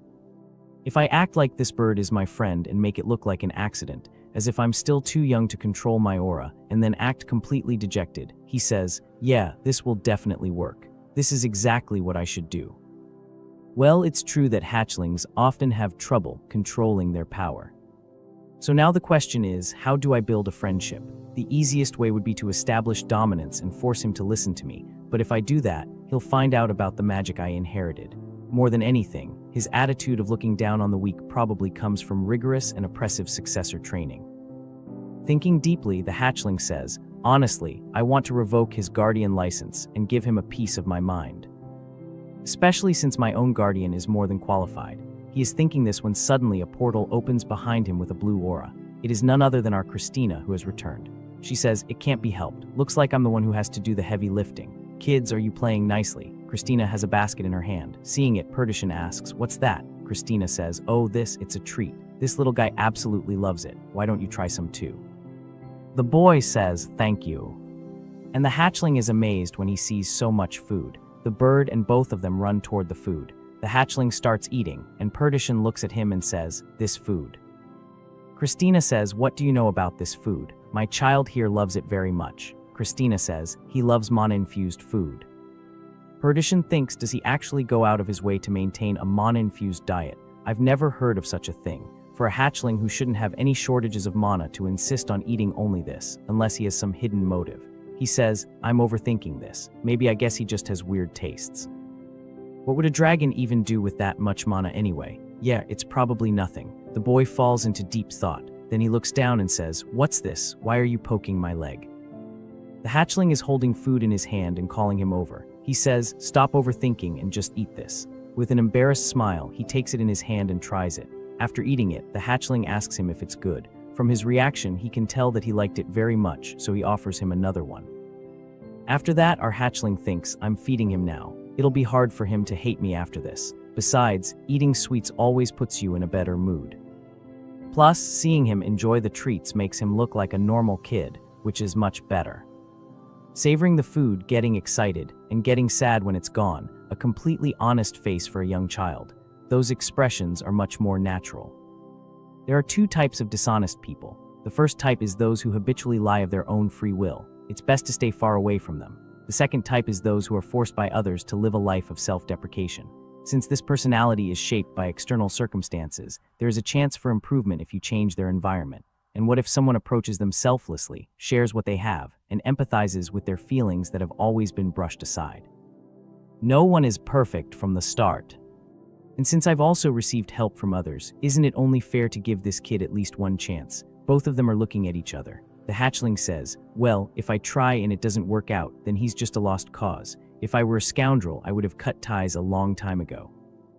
I think I actually have a knack for this. Besides, once Ferdikian grows up properly and becomes an adult, having him on my side means I'll have unwavering support, so let's give it a shot. He keeps offering him all his food and drinks with a cute little smile, in which he looks incredibly adorable. Our hatchling says, let's do this. Here, try this, big brother. Our hatchling gives a cute look, and he thinks, let's think about this step by step.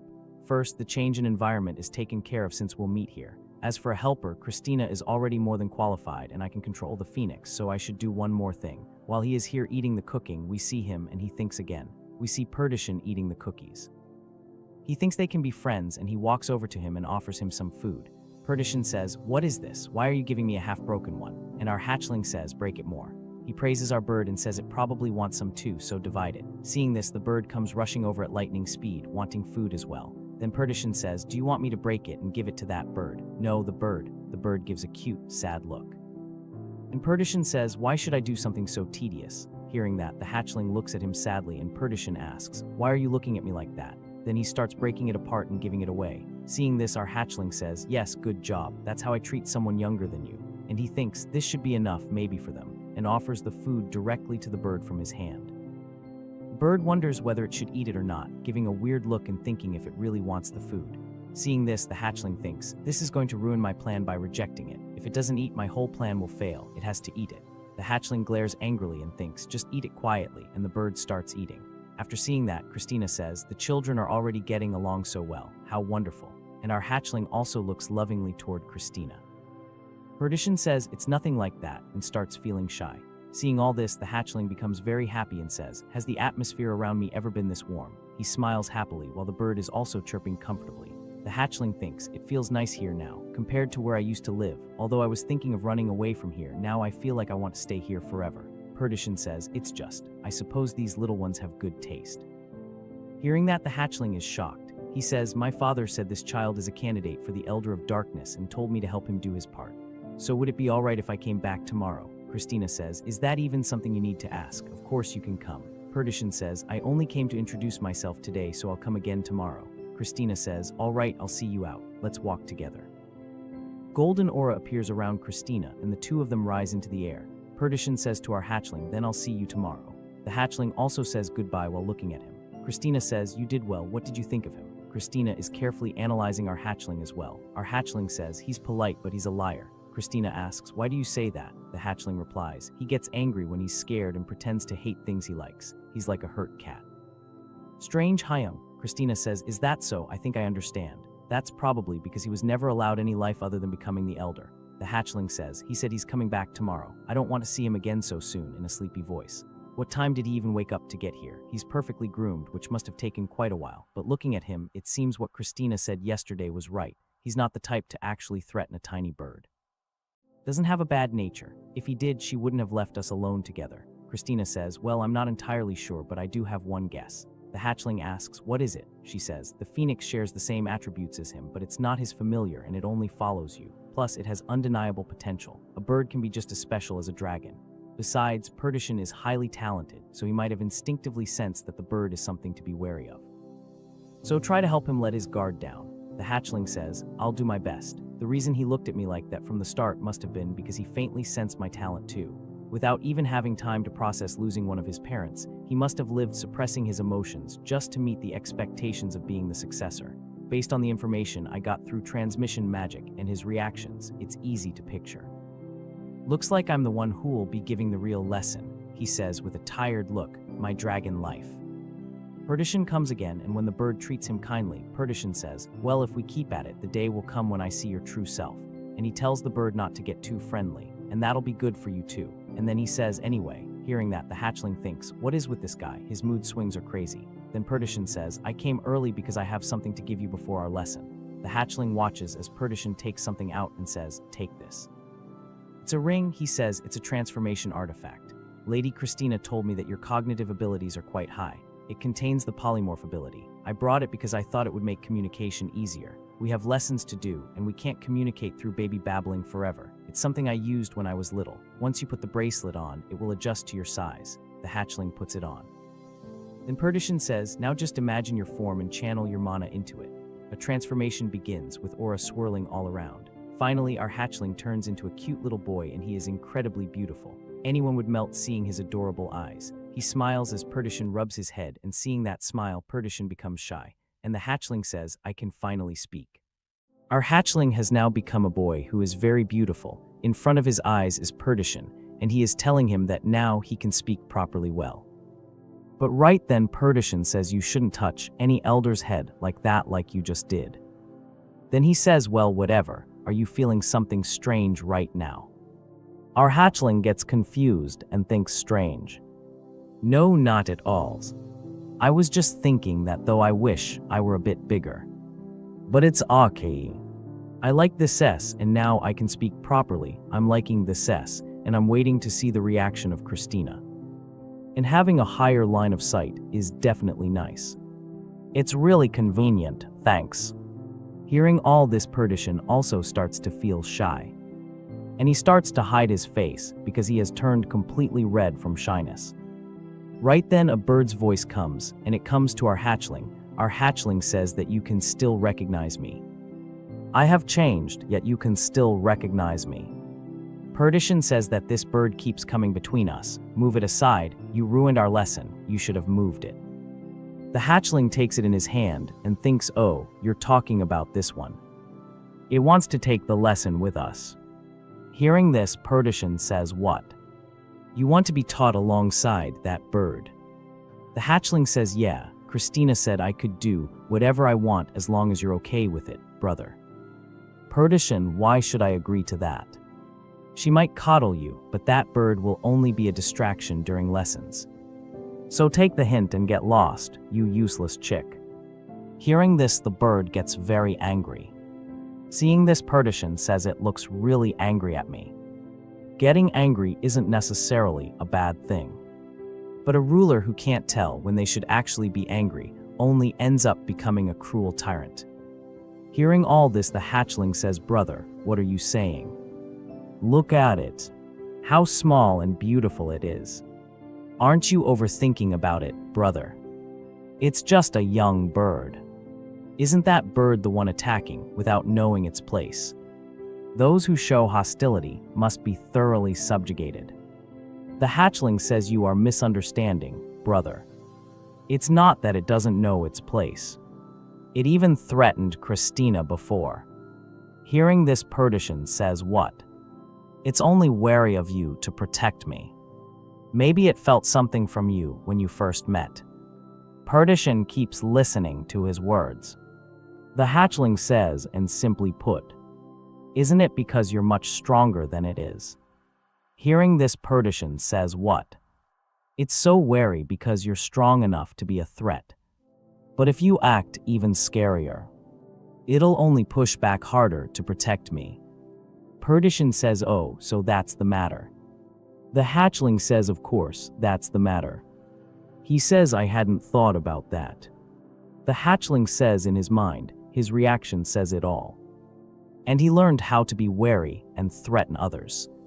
But he lacks confidence in his own ability to back it up, which means his guardian never properly validated him.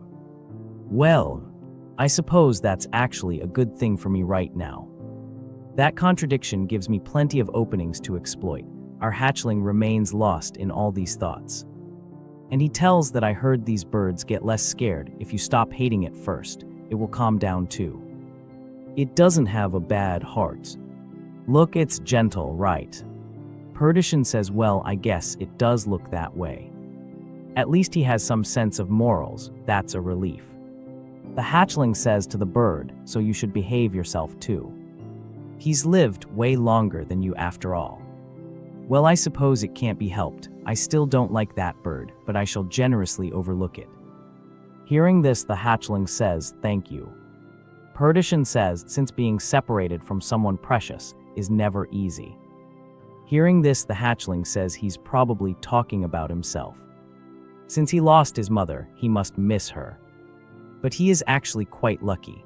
Those who live near immortal lives are bound to be left behind, forgetting even the things they loved, with nothing they want to do, simply existing. It is easy to end up living a hollow life. So even if we bicker, he won't be left alone, he's lucky. They'll get along better eventually, right? Perdition says, oh, by the way, what's your minion's name? The hatchling says its name. Perdition says, what, have you not even given your vassal a name? The hatchling says it's not like that. I've only known it for less than a week. Still, its name is Bikya. He looks at Perditian very lovingly, like, see, this is Bikya. Yeah, it means white knight, since it's a white bird born from swallowing my dark power. You heard me, your name is Bikya from now on. Okay, cutie bird, he said. Hearing this, the bird gets very happy. It starts rubbing its cheeks. The bird happily says it liked the name. It was showing its love for the hatchling. Seeing this, the hatchling says, you liked the name that much. Perditian says, now that I think about it, do you still not have a name? The hatchling says, yeah, Christina mentioned something about it. Perditian says, I suppose you didn't have anyone to name you. Hearing this, the hatchling says that's not really something to bring up so casually, but since he doesn't mean any harm, I'll let it slide. Perditian says, so that means you don't have any guardian to think of a name for you besides Lady Christina. I could help you with that. But the hatchling says I'm fine. And hearing this, Perditian says, what? The hatchling says, I was planning to take my time thinking about it. It's not like there's any rush. Perditian says, well, that's true, but right, we're having lessons, so wouldn't it be hard to call you without a name?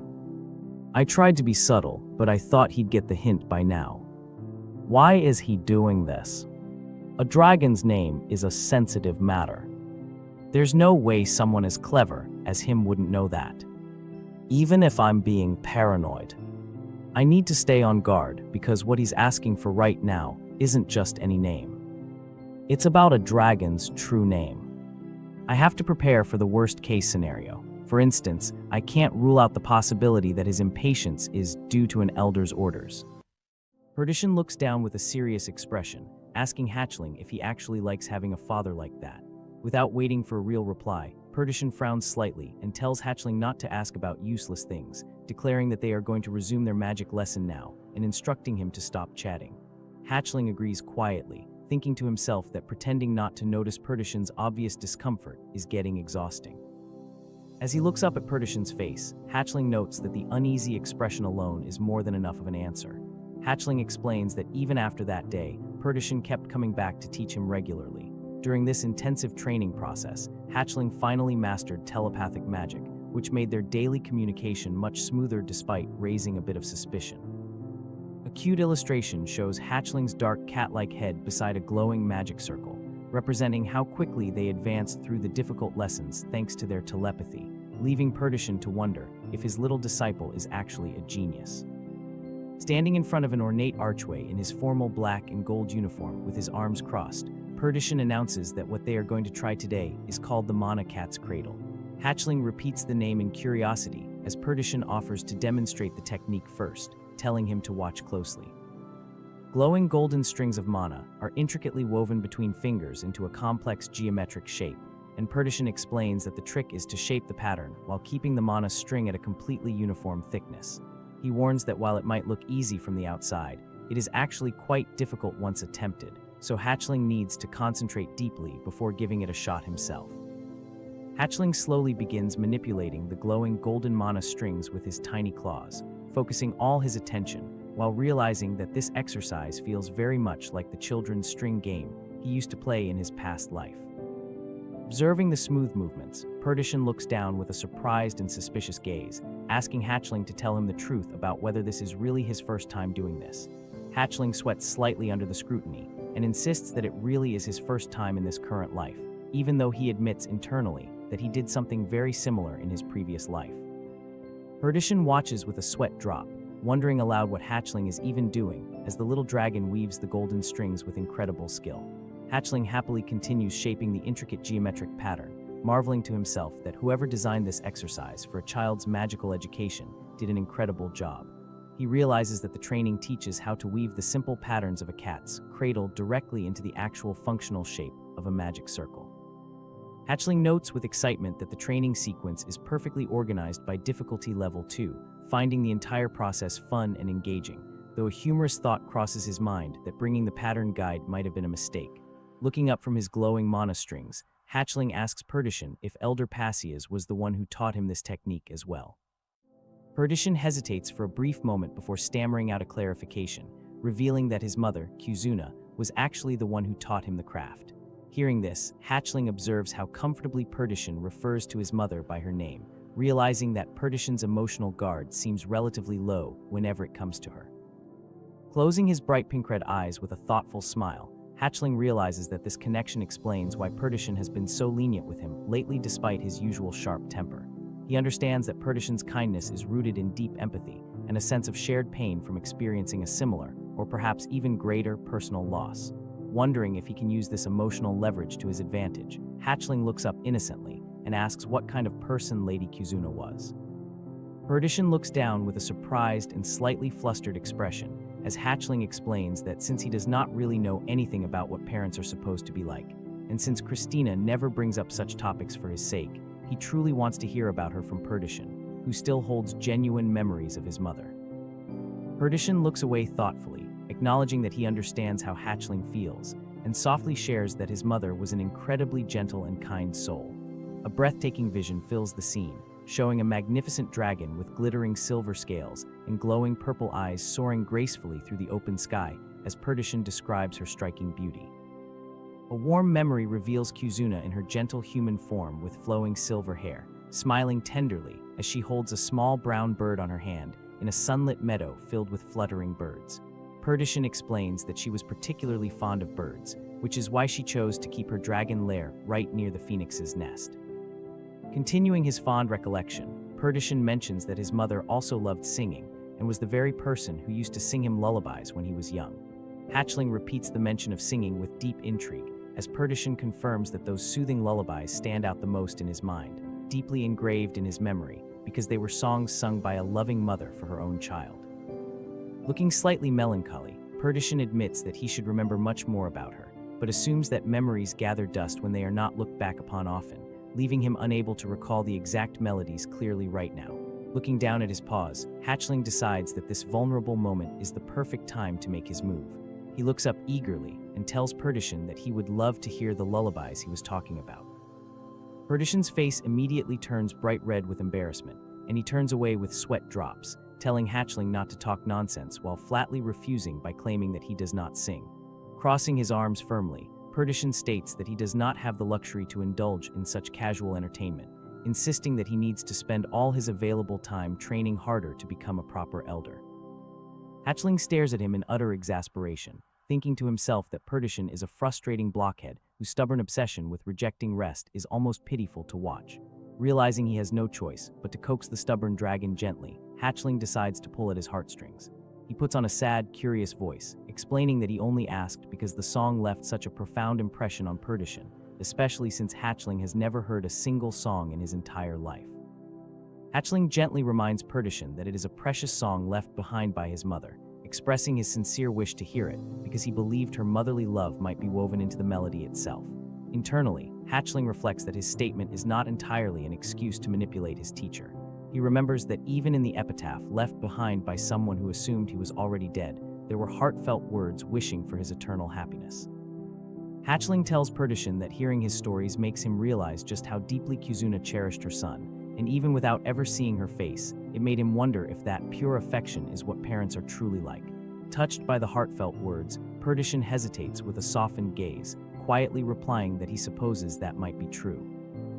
Hatchling notes internally that once Perditian places his cold father and his loving mother on the same level under the title of parent, he will finally realize his own deep-seated resistance to his father's harsh methods. Hatchling reasons that even though Perditian claims to respect the elder and calls him a great man, he would never actually want to place that cruel man side by side with his gentle mother, and this glaring contradiction will eventually force Perditian to open his eyes to the truth. Suddenly, a dark and oppressive memory surfaces, showing the terrifying figure of the elder glaring down coldly at a young Perditian, calling him a pathetic fool, and demanding to know if he really has time to waste on something so utterly useless. The elder harshly insults Kuzuna's upbringing, mocking Perditian for singing when he should be training like a madman of his own accord, and warning that he will end up as nothing more than a helpless puppet for Lord Isha. The elder continues his brutal verbal assault, claiming he can clearly see a tragic future where the residents under Perditian's care are slaughtered because they were coddled by peace, ruthlessly declaring that it would have been better if a failure like him had never even been born. On the terrible day those cruel words slashed through the young child like daggers, Perditian learned a harsh and painful lesson. Those without power do not even possess the right to speak, and seeking personal enjoyment makes one a coward fleeing from duty. Realizing that his powerless self could not even defend his mother's honor against such vicious insults, Perditian began pushing himself beyond all normal limits, training relentlessly without even entering his natural hibernation phases just to earn his father's approval. Yet by burying the emotions that made him feel weak and severing his personal ties, the child who finally proved his worth ended up completely alone, losing the very path he had been walking upon. Hatchling understands that because Perditian could not even smile, after finally gaining the acceptance he sacrificed everything for, he eventually came to feel that none of it even mattered anymore. Breaking the heavy silence, Hatchling gently calls out Perditian's name and asks if he wasn't upset by everything that happened. Looking down with a gentle and understanding expression, Perditian quietly says that Hatchling's request is convenient and thanks him, admitting that he thought his little student might be feeling a bit lonely. Taking a calming breath, Perditian mentions that it has been a very long time since he last sang, so his voice might sound a bit awkward at first. Hatchling blinks his bright pink-red eyes in pleasant surprise, noticing with genuine excitement that Perditian is actually going to try singing for him. Looking ahead with a gentle, focused gaze, Perditian softly begins to recite the rhythmic lyrics of his mother's lullaby, singing about a home longing for the open sky. As Perditian sings about returning to a resting place where a weary body can rest and lower tired wings, Hatchling listens closely, realizing in absolute surprise that Perditian is actually an incredible singer. Perditian continues the soothing melody, singing of immersing oneself in the beautiful sunset and bringing desires to the heart, while walking step by step along a peaceful path where red roses bloom. As Perditian sings the next graceful verses about feeling the riddle of the blue door and preparing a warm meal within a maze of memories, Hatchling suddenly senses something extraordinary happening in the atmosphere around them. He realizes that this is no ordinary lullaby, as he can visibly feel magical mana swirling through the air in a precise and constant rhythm. Listening to the soothing lyrics, wishing for a loving heart to reach its destination and create a dedicated space of peace, Hatchling correctly identifies that this song carries the actual magical power of words. Suddenly, as the rhythmic magical resonance fills the room, Hatchling feels an overwhelming wave of unnatural drowsiness washing over his entire body. Hatchling struggles desperately to keep his eyes open as the magical lullaby induces intense, irresistible sleepiness, fighting hard against the heavy weight pulling him into unconsciousness. Seeing his little disciple suddenly swaying and nodding off mid-lesson, Perditian stops singing and calls out in alarm, asking what is wrong with him all of a sudden. Completely overcome by the potent magical sleep, Hatchling stumbles forward and weakly calls out for Lady Christina before collapsing into a deep slumber right in front of the startled Perditian. Looking down from above at a peaceful circular balcony with elegant white columns and smooth stone tiles, the story continues. In a quiet bedroom filled with soft blue flowers, Hatchling rests deeply on a white plush pillow in his small black dragon form, curled up right next to a tiny white bird companion. Slowly, he blinks open one bright pinkish-red eye. Sitting up and stretching under the warm blankets, Hatchling rubs his sleepy eyes and thinks about how deeply he slept. He realizes that the soothing song from earlier was actually powerful word magic, designed specifically to bring comfort and peace to a guest in a cozy home. Looking at a glowing blue magic window hovering in front of him, Hatchling smiles playfully. He compares the powerful lullaby to a tranquilizer, admiring how dragons do everything on a massive scale. Eager to gain this interesting ability for himself, he wonders if the secret to learning it will unlock once he grows bigger.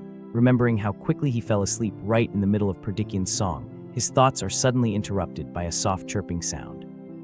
Turning his head, Hatchling is greeted by Rai, a little glowing white spirit with long ears who affectionately rubs against his cheek.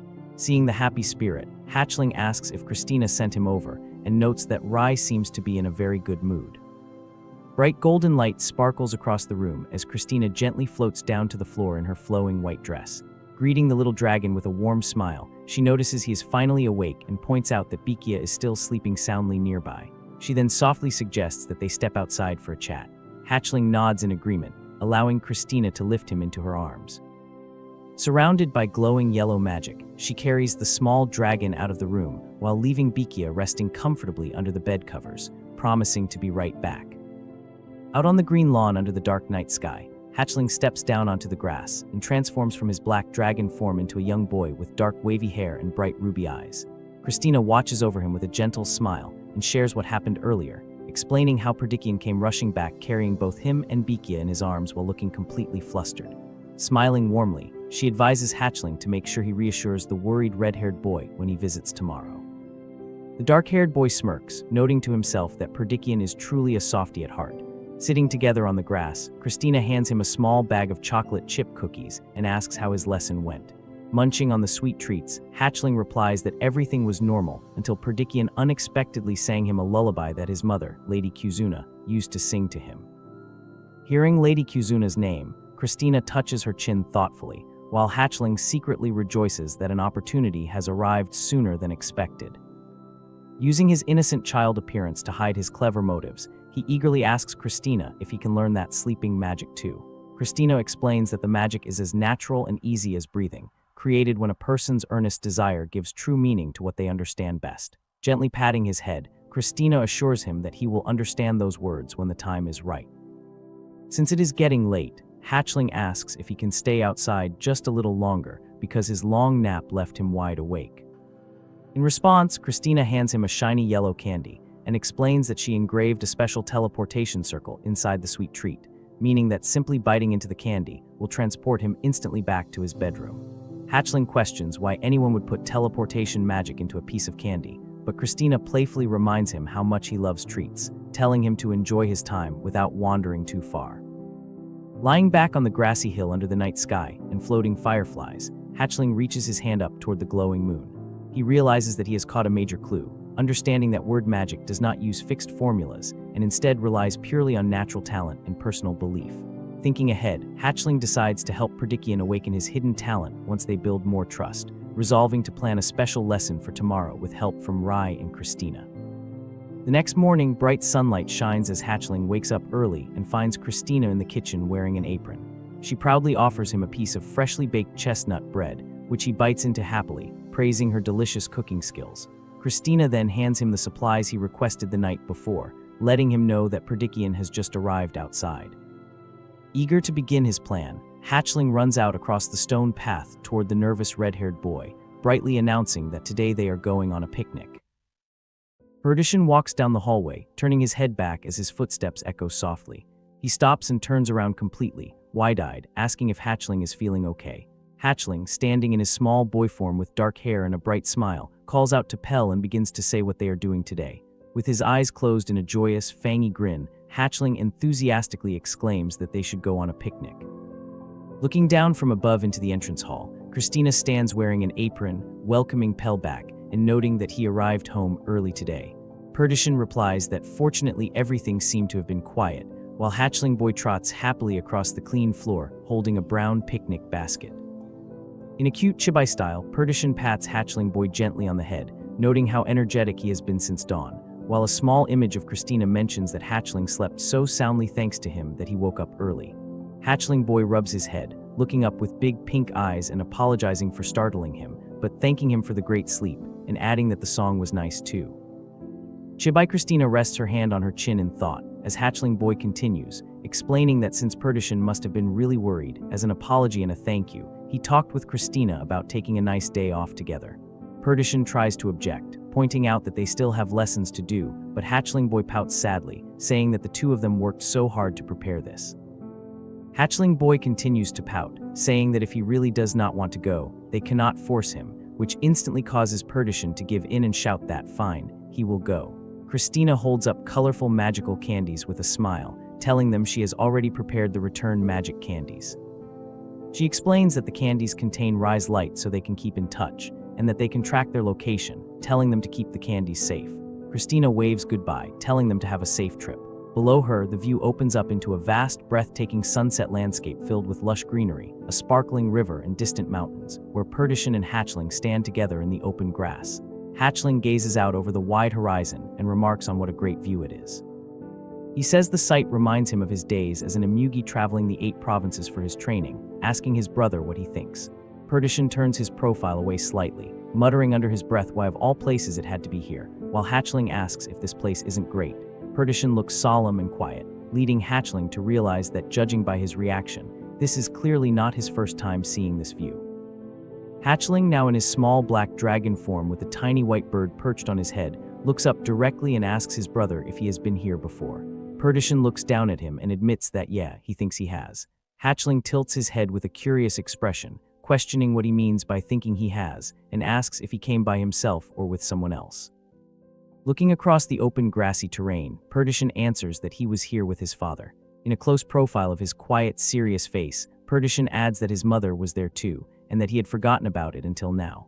Hatchling looks on quietly with the small bird on his head, thinking to himself that if Perdition did not want to talk about it, he could have easily just brushed the question off. Hatchling's pink eye sparkles as he realizes that deep down, Perdition probably wanted to talk about it at least once.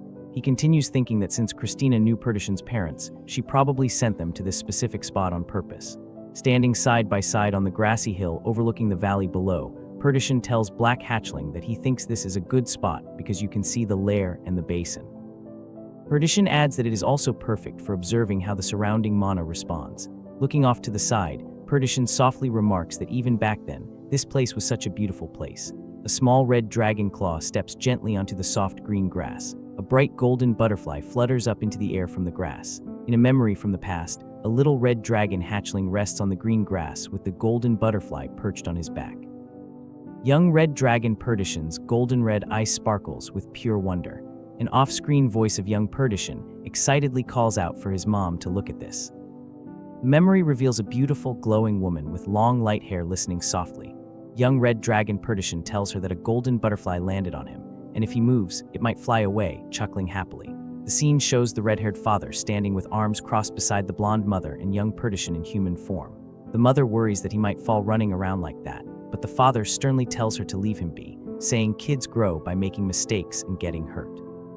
The mother leans lovingly against the father's arm, scolding him for being so heartless when the boy was born only a short while ago, but the father insists that carrying the dragon bloodline means he is not that weak. In a cute chibi illustration, the father stands cross-armed while the mother pouts, asking why the word hatchling would even exist if dragons were fully grown the moment they were born. Little dragon paws patter quickly across the grass. The mother softly calls out, asking Pell to come over, and young dragon Perdition cheerfully responds and runs toward her. In a warm, glowing flashback illustration, the mother tenderly cradles and hugs the small red dragon hatchling Perdition against her chest as they both smile happily, asking if they should sing a song together. Returning to the present, Hatchling in his small black dragon form looks up and asks his brother if he is listening. Hatchling shouts "brother," startling Perdition back from his deep thoughts. Hatchling tells him they need to start their picnic, causing Perdition to blink and ask, what? Hatchling pulls out a pink checkered blanket and says they should set up right here, asking Perdition if he can spread out the mat, to which Perdition flusteredly agrees. They sit down together on the spread-out picnic mat filled with various dishes, where Hatchling points out that Christina made all of this food. Hatchling mentions that Christina has really gotten into experimenting with cooking lately. Perdition notes that since Hatchling eats so much, it makes sense, but Hatchling points out that the little white bird plays a big part too, saying he has no idea how so much food fits into that tiny body, and asking if it is because it is a phoenix. The round white phoenix bird ravenously munches on bread on the picnic blanket. Perdition chews his food and admits he does not know, adding that he has never seen such a round phoenix before, joking that if you push it, it will probably just roll away soon. A close shot highlights the rich picnic spread featuring sweet cookies, jars of jam, plates with cutlery, and baked pastries. Hatchling holds a pastry while looking over at Perdition, noticing that his brother keeps spacing out. Hatchling pulls out a bottle of plum blossom liquor, stating that times like this call for cracking open some top-grade plum blossom liquor, and Perdition softly agrees. Hatchling offers him some liquor, observing that Perdition is completely out of it, but thinking to himself that this also means it is the perfect time to get him to open up. A cosmic background appears with words reflecting that the heart is like a tangled knot that you can ignore, forget, and cover up, but it will not resolve itself. A hand gently reaches out and pulls away a white cloth, as the words state that the first thing you have to do is to help them pull away the cloth they used to cover it up. Hatchling holds up the clear glass bottle, reflecting Perdition's solemn face in the glass, and asks if he came on a picnic here with his parents like him. Perdition looks down and replies that he thinks it was their very first picnic. Looking mournfully at the ground, Perdition explains that his mother loved to sing and he used to sing along with her, but after she passed away, it brought back too many memories, so he stopped. Hatchling reflects that his father's harshness played a part, but dwelling on it only deepened the sense of loss, and Perdition probably did not want to remember it himself. Hatchling speaks up, encouraging his brother to sing lots of songs from now on. Perdition looks at the bottle and says that rather than singing songs to reminisce, he would rather just forget and move on, asking why.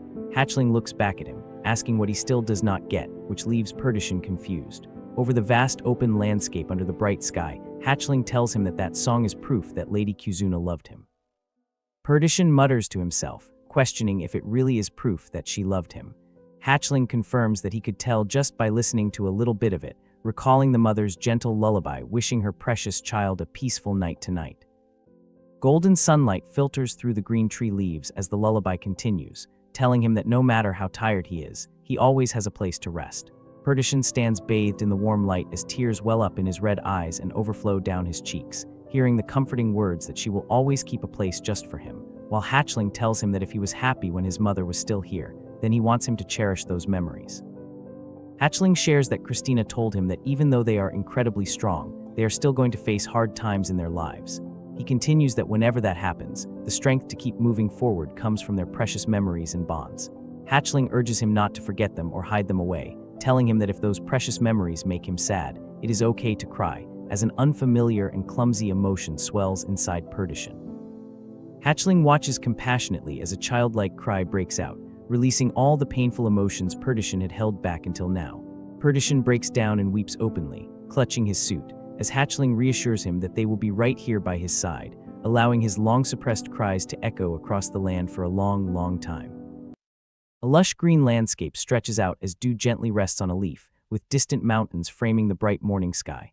The hatchling's ear twitches against the grass while a yellow butterfly flutters around him. Sitting quietly, the hatchling realizes that Perdition must have had a lot of emotions bottled up. He chuckles to himself, knowing he will not be the one kicking his blankets in embarrassment later on. Turning to Perdition, the hatchling asks if he is done crying. Hearing this, Perdition quickly stammers that he is fine. Fidgeting nervously on the picnic mat, Perdition admits that while it is embarrassing, he actually feels much better now. The hatchling rummages through a picnic basket, pulling out delicious treats to cheer Perdition up. Seeing the hatchling gather all the food, Perdition sits back, wondering out loud where all that food even goes inside such a small body. The hatchling tilts his head in total confusion, wondering why it wouldn't fit, before handing a piece of bread to Perdition and telling him to cheer up too. Perdition hesitantly accepts the bread. The two of them sit together on the checkered mat, with the hatchling happily eating a chocolate donut while Perdition looks lost in thought. Holding the bread up to his lips, Perdition asks if Lady Christina was the one who chose this location for their lesson. The hatchling nibbles on a cookie and explains that while she did not tell him everything, Lady Christina surely has a plan in mind. Finishing his snack, the hatchling accepts the explanation, while Perdition takes a bite of his bread, realizing that things went smoother than expected since the hatchling understands Lady Christina's true nature. With a sharp look in his eyes, the hatchling decides it is time to get back to the lesson. He points toward the landscape, directing Perdition's attention to the basin below. He reminds Perdition how the basin turned into a blinding golden light when the sun rose earlier. He then asks Perdition if he knows what Lady Christina's lair is made of. Floating scales of gold suddenly appear in a brilliant light, as the hatchling explains that her lair was built from the scales of gold dragons who lived on this land for generations. Before passing away, every single gold dragon plucked one scale to leave inside the lair, carrying on the will of the first gold dragon.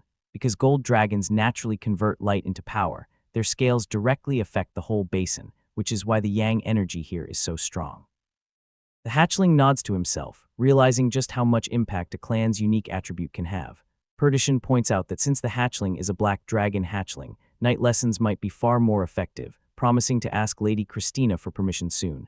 Excited by this idea, the hatchling wiggles his tail, eager to learn his own attribute and become even stronger. Watching him, Perdition smiles softly, amazed that he was comforted by someone so young. But as he turns his gaze away, his mind drifts back to his past. He remembers how his father always compared him to Lady Christina, an elder who was once a candidate for Dragon Lord, leaving him feeling envious of her strength and recognition. Sensing Perdition's heavy thoughts, the hatchling reacts in shock, wondering how an adult dragon with his own faction could ever compare himself to a legendary elder. But then, the hatchling smiles warmly, assuring Perdition that in his eyes, Perdition can become an incredible elder too. Perdition turns away in modest disbelief, but the hatchling insists that Perdition already proved it earlier by showing that he understands love in all its forms. The hatchling explains that a true elder does not just protect physical safety, but protects people's hearts as well. He reassures Perditian that his songs hold the power to heal, and excitedly asks Perditian to teach him how to sing. Perditian agrees and offers to show him first. He begins to sing, but his delivery turns out completely stiff and flat, leaving the hatchling sweating in disbelief. Perditian tries to guide him, explaining that singing requires visualizing cherished memories, but his vague advice leaves the hatchling completely lost.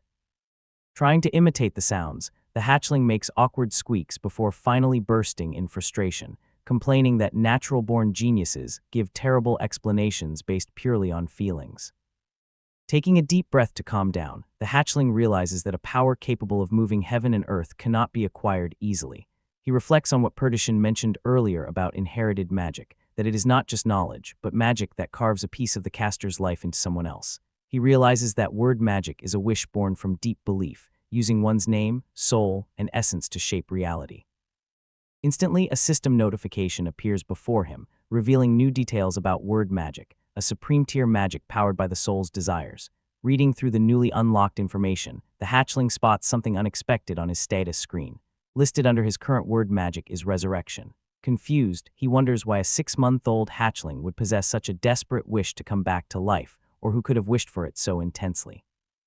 Then a sudden realization strikes him like lightning. He remembers the truth, clutching his chest as he realizes that it was not someone else. He was the one who cast the word magic of resurrection on himself. A small black seed-like object lies on the ground, and the moment the hatchling notices it, his attention is immediately drawn toward it. A seed. The hatchling looks down at the strange object lying among the dirt and small pieces of debris. He moves closer, staring at it with curiosity. His eyes widen as he examines the seed more closely. Why is something like this here? The hatchling studies the strange object and wonders if it could be some kind of relic. A glowing information screen appears, identifying it as a species called the enchanting black rose of the demon realm. The hatching conditions are unknown, and the seed requires soil infused with the dark attribute to grow. The description also mentions that a soul will reside inside it. The hatchling looks at the seed again, now understanding that something could eventually emerge from it. A soul will reside inside. The hatchling stares at the seed while considering what it might become. Then he notices another detail about it, a seed from the demon realm. The strange seed continues lying there as the hatchling examines it carefully. The hatchling looks at it and realizes that finding something like this could be useful. It would be hard to find a better ingredient than this. He keeps his eyes fixed on the seed, clearly deciding that it is worth using. The special note is a bit concerning, but the hatchling remains focused on the seed despite the warning attached to it.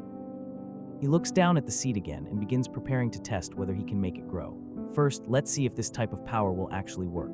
The hatchling concentrates on the seed and begins using his power on it. The surrounding space starts filling with energy as the hatchling directs his power toward the tiny seed. Resurrect, a powerful burst of energy surrounds the hatchling. His eyes widen and his body is surrounded by bright energy as he pours his power into the seed. The seed is affected by the force, and the hatchling watches closely to see whether anything will happen. The energy continues flowing around the seed as the attempt takes effect. The hatchling waits for the result. Yes, keep it up. The seed begins reacting to the power. A tiny sprout starts emerging from it, and the hatchling watches as the small plant finally breaks through. The newly formed sprout floats in the glowing energy, surrounded by a bright magical light. The hatchling keeps watching it carefully as the tiny plant continues developing. The little sprout now has several leaves, but it is still extremely small and fragile. The hatchling looks down at it and notices that its growth has slowed. Right, keep going just like that. He continues supplying it with power. Wait, why is it slowing down? The hatchling becomes concerned as the growth starts to weaken. The small plant remains on the ground while the hatchling watches it struggle. No. The hatchling looks frustrated as the plant stops developing properly. Grow some more. He urges the little plant to continue growing. The plant barely manages to survive, remaining only a tiny sprout. So even this doesn't work, The hatchling looks at the weak plant and realizes that simply pouring power into it is not enough. The tiny sprout remains beside him as he examines it more closely. The hatchling notices that the plant is still reacting to him.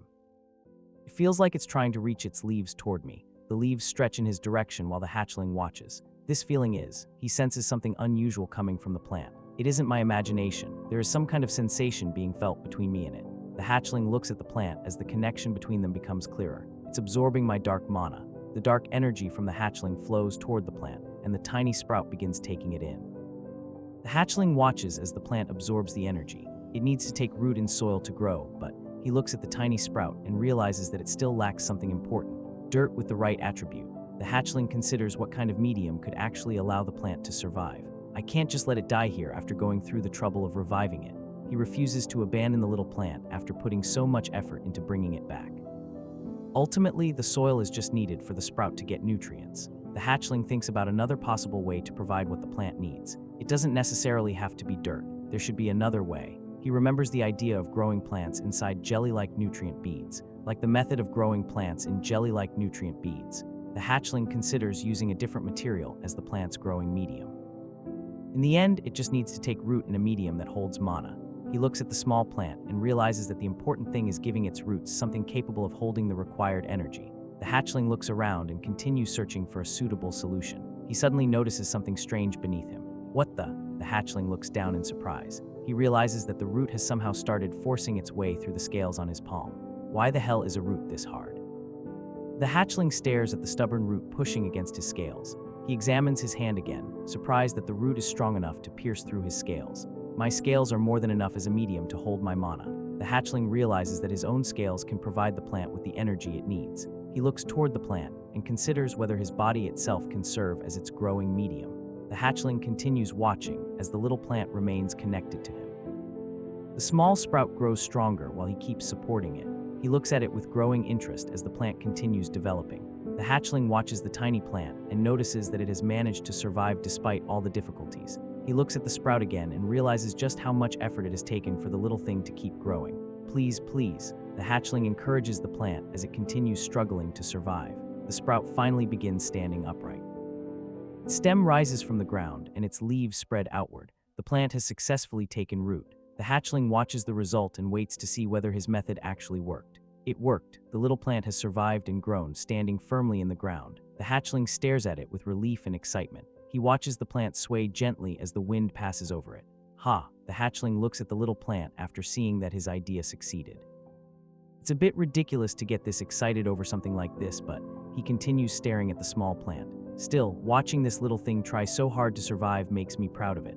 The hatchling looks at the plant with a soft expression. Stay strong. Both you and I managed to come back to life, so. He watches the plant closely. We should experience some good things in this life, right? The hatchling leaves the little plant standing safely as the scene shifts away from the place where it grew. Later, the hatchling is in a bright kitchen-like room with Christina. Christina stands nearby, surrounded by ingredients and food. The hatchling notices the fresh ingredients. Did we have herbs this fresh? Christina looks toward the ingredients while the hatchling observes everything carefully. How strange. I always check the condition of the ingredients. Christina continues preparing the food while the hatchling watches. Anyway, what are we cooking today? Christina turns toward him and answers that they are making some good meat. Some good meat. The ingredients are laid out in front of them and the preparation for the meal begins. Christina starts talking about what needs to be done before dinner. We need to season and rest it in advance if we want to eat it for dinner. She then points out that they can prepare several other dishes as well. So let's also make some soup, an omelet, and sandwiches. The vegetables and other ingredients are gathered together as the cooking begins. The hatchling looks at the food and the ingredients around him. He notices just how much preparation is being done for the meal. The hatchling watches as the ingredients are arranged and prepared. He looks at the food with a growing interest. Can't let them run out of food and waste the ingredients for something like this.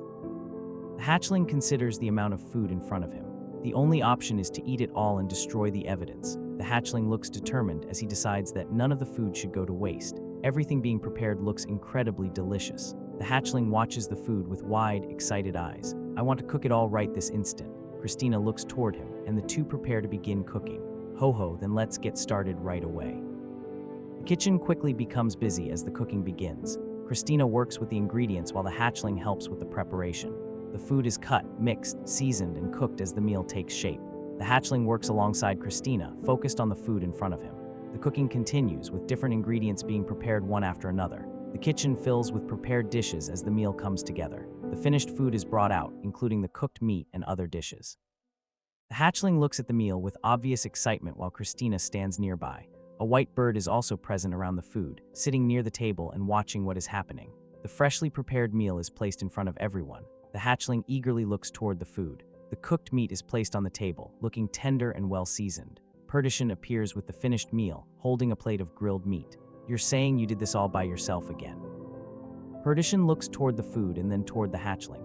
Yeah, I seasoned and grilled it. Try it, brother. Perditian offers the food to the hatchling. Perditian has red hair and is dressed neatly as he presents the dish. He looks pleased with the meal he prepared. He's changed quite a bit too. Perditian continues looking toward the hatchling. He would have scoffed at me in the past, but he's learned his lesson well. Perditian looks at the hatchling with a calmer expression. The hatchling eats the food while Perditian watches his reaction. Perditian places another portion of the food on the plate and continues watching. The hatchling enjoys the meal as the two remain together at the table. Perditian then turns toward the hatchling. Hey, I have a favor to ask. The hatchling looks toward Perditian. What is it? Perditian pauses before explaining what he wants. Could you recreate this taste in my lair? The hatchling looks at him as Perditian makes the request. Perditian continues eating while explaining that he wants the same kind of food prepared in his own home. The hatchling listens carefully. In your lair, Perditian confirms the request. Yes, I would like to formally invite you to my lair. The hatchling looks toward Perditian as the invitation is made. Perditian continues speaking about his lair and the reason for inviting him. You mentioned it before, that we need to protect the hearts. Perditian's expression becomes more serious. But I couldn't figure out how to actually do that. The hatchling listens as Perditian explains his problem. Perditian looks back on what has happened recently. So I look back on my recent experiences, and he remembers the time he has spent with the hatchling and the others. The memory shows the time spent together around the table, with the food and everyone gathered together. I realized the time I spent here wasn't so bad. Perditian looks back at the hatchling and Christina.